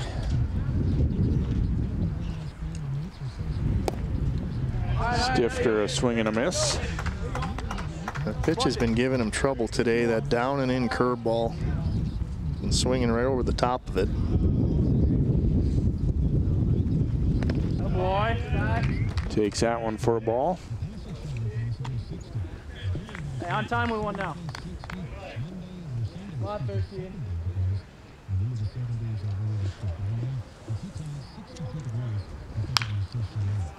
Fouling that one out of play. Go 13.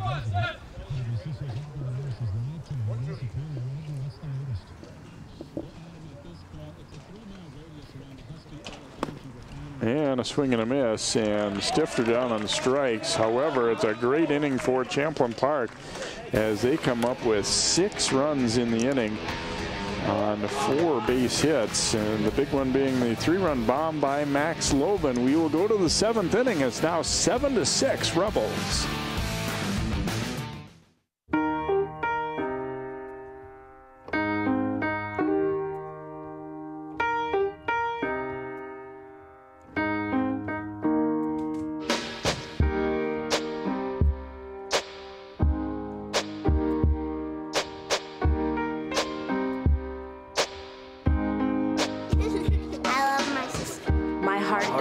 Race. Love is love.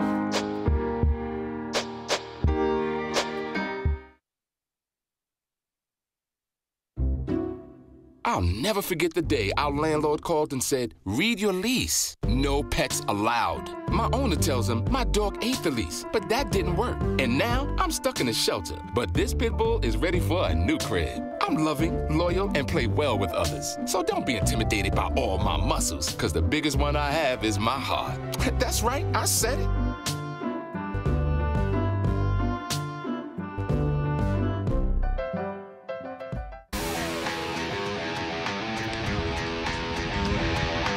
Welcome back here to Champlin Park. Boy, a big turn of events. Maple Grove really seemed in control of this one, but a 6th-run, 6th inning for Champlin Park, and they go ahead 7-6. New pitcher for the Rebels is taking over on the hill now for Champlin Park is Noah Christensen, so that kind of creates a wholesale changes defensively as Max Shellum comes in to catch now. Carlson moves over from catcher to 3rd base. We got Snee in there at 2nd base. And then Loven stays in the game at 1st base for Champlin Park. And Gooley is going to re-enter to hit here as the pitcher spot for Maple Grove. Crimson, boy, this one, obviously they've got 3 more outs to go, but this would be a tough one to swallow. They seem to be in pretty good control here. Yeah, they were cruising along, and pitchers were doing well, and they were getting quick outs. Champlin Park didn't seem like they were doing too much, and got a couple guys on with some speed, and then the big blast by Loven. So here we are. 7-6 ball game for Champlin Park here, top of the 7th. The good news for Maple Grove, though, is that they made Loven work enough that he's not going to be pitching 7th. So you know they're probably thinking, well, it's tough to come into a game like this. Our pitcher found that out. Let's do the same to him, and that's Maple Grove's mindset here, I'm sure, coming into this 7th inning. Yep, that's right. And Christensen, he's got good command. He's around the plate. He's just got to come in there and pound the strike zone. Fouled on the 3rd base line here by Gooley. And obviously when, we've had 13 runs scored total, scoring 1 in this inning or even more for Maple Grove is not out of the question by any means here. Not today. There's a strike. And I think the hitters by now have learned, or should have learned, that it's going to be a fairly wide strike zone. If you got something close here, take a cut. That one was not close and taken for a ball by Gooley. Yeah, strike zone has been good today. I like the umpire's been keeping the game moving, and you know, I just hope he doesn't tighten the strike zone up late in the game. And Gooley smacking a leadoff single here for Maple Grove to start the 7th. Yeah, good job by Gooley. Christensen left, Christensen left the ball up, and Gooley bounced all over it. Solid line drive base hit there. I think we're going to see a runner here for him. Jake Hansen will come out to run for the Crimson. Dylan Peck will be the batter here for Maple Grove. Peck has been on a couple times today, and we'll see if he's the cleanup hitter, so probably not going to bunt, but you never know.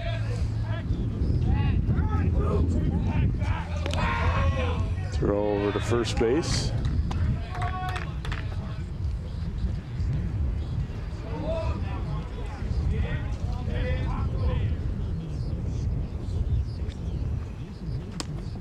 Takes a ball there, and that one almost got away from Shellum.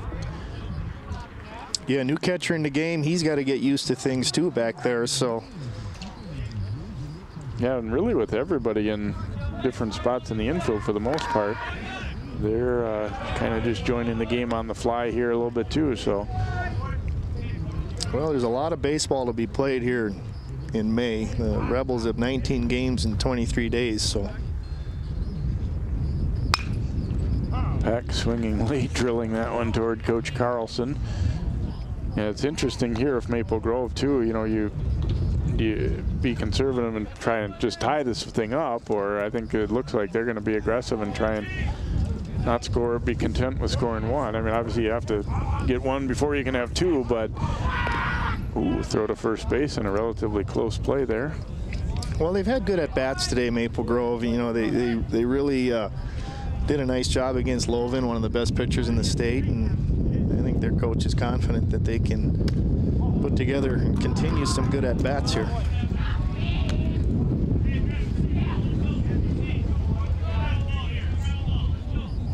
Two-one count to Peck, who's been on the last 2 times on errors.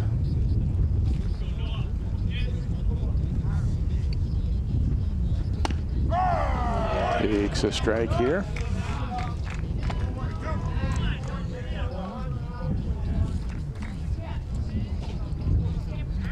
Champlin Park hoping for a sharp ground ball at somebody and get a double play. Instead, Peck driving it to center, and it is going to drop in for a hit. Runners at first and second now for Maple Grove as Dylan Peck comes through with a single. And Hayden Thompson will be the batter now for Maple Grove. Well, ball left up in the zone, and Peck hammered it. Well, if they were discouraged by seeing Champlin Park come back on them, it hasn't shown in their first 2 hitters. Conference time now for Champlin Park. Champlin Park's got to just try to get an out here. And that's what Coach Loberg, I'm sure, is telling them. Let's make sure we get at least one. Maple Grove's got their 5-hitter up, so not sure if they're going to be bunting in this situation with their 5-hole hitter up, so we'll see what happens.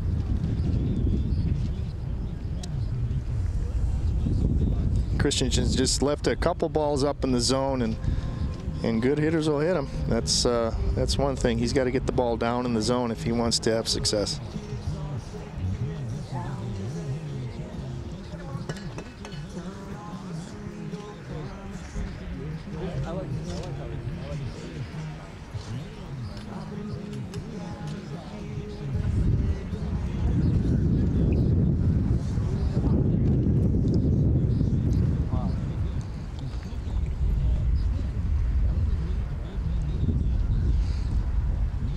So Thompson getting set to step in.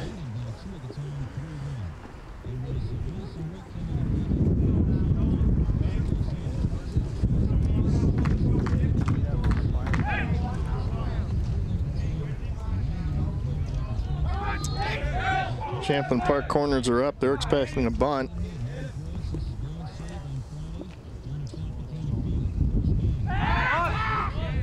Thompson did square as Christensen making that bluff to second. So now they got a bunt defense on, and if it's bunted hard, if it's a bad bunt, they might have a shot at getting the lead runner at third.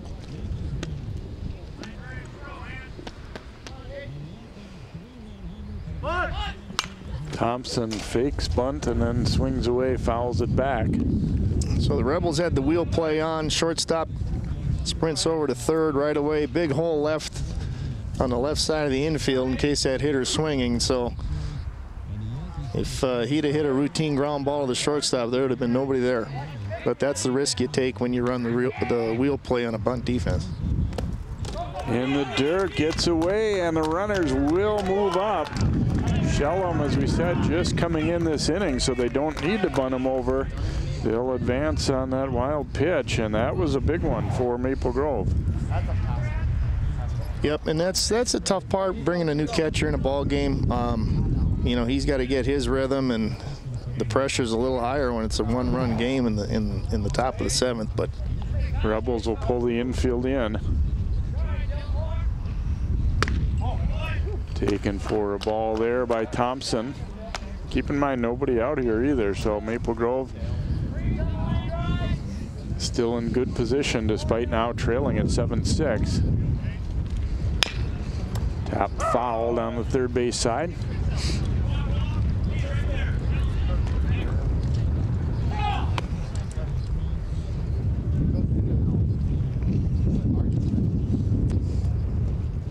Maple Grove just wants to make sure that nobody gets doubled off on a line drive. The base runners have to be alert. Champlin Park would love a atom ball at somebody here. Thompson lining it to right field, and that'll be in for a hit. It'll score 2, and the Crimson go back in front. Thompson might look at 3. You know he's going to hang on at second base. A double to knock in a pair, and Maple Grove retakes the lead on that Hayden Thompson base hit. Well, the ball is definitely jumping off the bat today with the wind blowing out. It's, you know, balls hit hard, and they're just flying out there. And Thompson did a nice job, drove in 2 runs, big clutch hit for him. Yeah, and the nice thing about that ball is, you know, even if it had hung up and been caught, at least you would have tied the game. So he did his job, even if that ball didn't fall in. It would have been a sac fly. Instead, it's a double, and now Martinson will be the hitter. And they're going to try and be greedy here and go for more than one. Obviously, we've seen that both teams capable of big innings. They throw to third, checking if a runner had missed third, and umpires say no. I think in a lot of times cases like that, the honest answer is, even if he did miss it, we didn't see it, so what are we going to do anyway? Exactly. Martinson back up the middle. Bauer with a nice stop, and then it's dug out by Loven. They get the runner over to third, but that's still a big out. That's a heck of a play by Bauer on a day when the defense has been less than stellar. That was a nice one, and actually at the other end too, with Loven digging it out. Yeah, nice athletic play by Bauer at short to get that out. Kept the ball in the infield. You know, saved a run there, and now they got to play up and cut this runner off. Squeeze play. Vogel. Safety squeeze. Throw to the plate, and it's in plenty of time, and Shellum tagging out the runner there, coming in Thompson. So they got a little bit too much on that one, and so Volkers will be aboard on a fielder's choice, and the only thing there was if they hang on to the ball, because there wasn't much chance for Thompson to score on that one. Yeah, kind of a hard bunt there, just a little bit too hard and right at the Champlin player. So Brady Hubbard will hit now with a runner at first and 2 gone. And he drives this ball out to left, but it will hang up and be caught out there in left field before the Rebels by Lamberti. So Maple Grove, though, retakes the lead on the big double by Thompson. 2 runs, 3 hits, and 1 left aboard. We go to the bottom of 7. Champlin Park needs to rally again. It's 8-7 Crimson. Hey, Hey, did you know 2.4 million loving cats and dogs in shelters and rescues need our help to find a home? Let's go to the shelterpetproject.org and meet if you are in a shelter near you. Harlow, oh, she's one great listener who loves to hear all your stories. My kind of cat. Cerulo is a sweet, goofy boy who's eager to please. Sounds just like another dog I know. So go to the shelterpetproject.org, search your local shelters and rescues, and go for a cuddle with your next best friend. Adopt.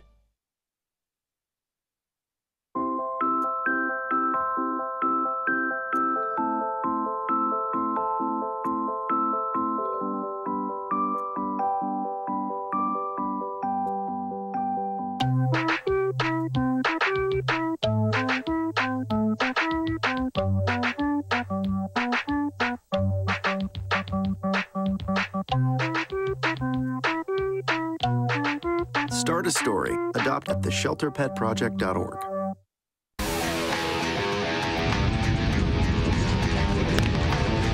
Quite a ball game here today. 8-7 Maple Grove leading. We go to the bottom half of the 7th inning.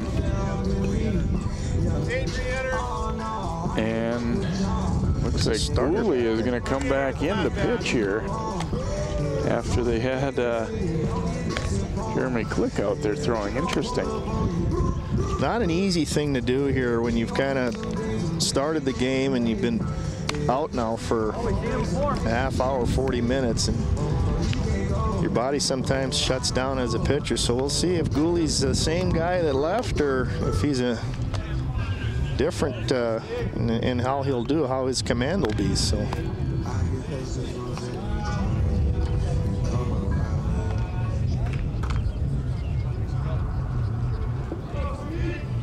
So Gooley worked the first 5, and then Bourne lit up a little bit in the 6th inning. And now Gooley will come back in as Snee will be the hitter now. He came in to replace Hoffman. So Jackson Snee has been in the game as a runner and then played the last inning defensively. He will get his first at bat here leading off the 7th. Popping it up down the right field line. Looks playable. Nope, not quite. Martinson not able to haul that one in. There's quite a bit of room down there. They have a bullpen area, but just not able to come up with it. Yeah, a lot of foul territory, and again, it's just one of these early season type of miscues that teams aren't used to yet. Mid-season, that's probably an out.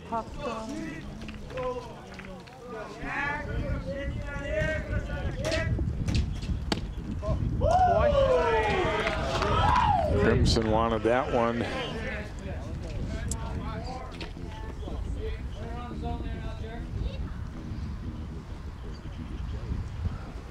Good boy. And that one down and in. Hey, on time now. On time. Hitters count here for Snee. Pops it back foul and out of play, so now 2-2. Ball 4.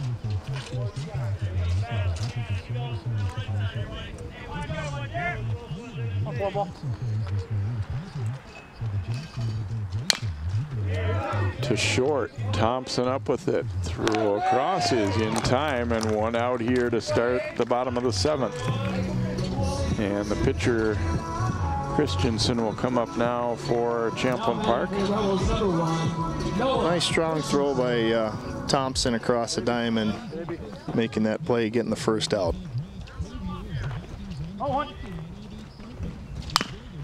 Another one. And this one takes a nice big hop. Thompson will throw him out for out number 2. And so Bauer will come up here as the last hope for Champlin Park. That one a much more routine play, I think, than the previous. Gooley appears he hasn't skipped a beat here. He's come right in and poured the strike zone. And interesting what the discussion would have been in the dugout if he, volunteered to come back in, and because it's, probably something that you're not really hoping to have to do. Have a guy throw those innings and then sit for a while, like you said, but kind of tells you too they feel like this is a pretty important win to try and get too. I don't know if the pitcher warming up, Click, if he had an injury or blister. I admit it was a strange scenario to see somebody warm up and then not actually pitch. And Bauer will draw the walk. And so the Rebels definitely not done yet here. Runner at first, 2 outs. Owen Trelstead will be the hitter, and he is 2 for 3. One of those hits coming against Gooley back in the 4th inning. And there's a strike.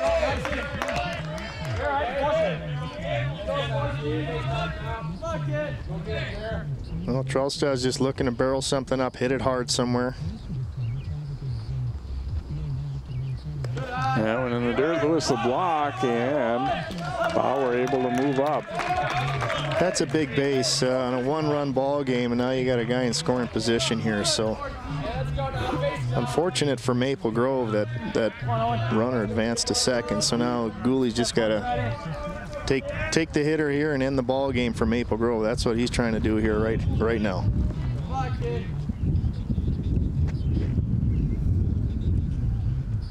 Runner is going, and the throw down to third, not in time. Wow, the Rebels could have been out of it there.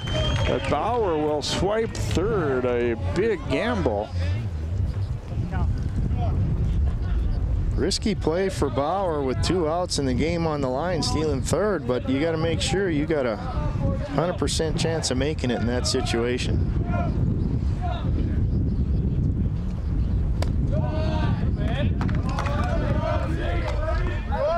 Now Gooley's got to be careful he doesn't bounce one in and let Champlin Park tie the game. And hitter's got to be looking for something that he can handle here.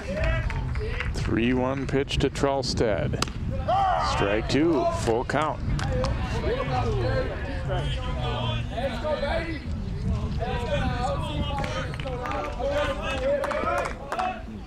Tying run at third, but 2 outs. Little tapper, Gooley up with it. Throw to first is in time, and Maple Grove hangs on for the victory in a wild one here today. Champlin Park in the 7th, no runs, no hits, but the potential tying run left at third. Wow, an exciting one here today, Mike. You know, some things to like and some things to work on for both teams, and Maple Grove ends up pulling it out.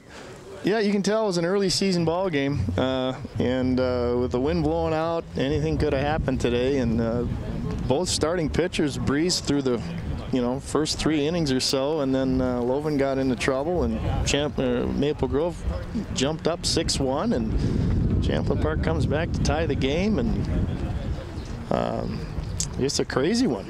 Yeah, Maple Grove responding after Champlin Park had gone ahead on the 3-run bomb. That's right. They went ahead on the 3-run homer. That's right. And then the Crimson get 2 in the top of the 7th on the double by Thompson. So hope you've enjoyed this one here today. It's an entertaining one. Maple Grove improving to 2-1 as they beat Champlin Park 8-7. That'll do it for our broadcast today. Thanks for joining us for high school baseball on CCX Sports.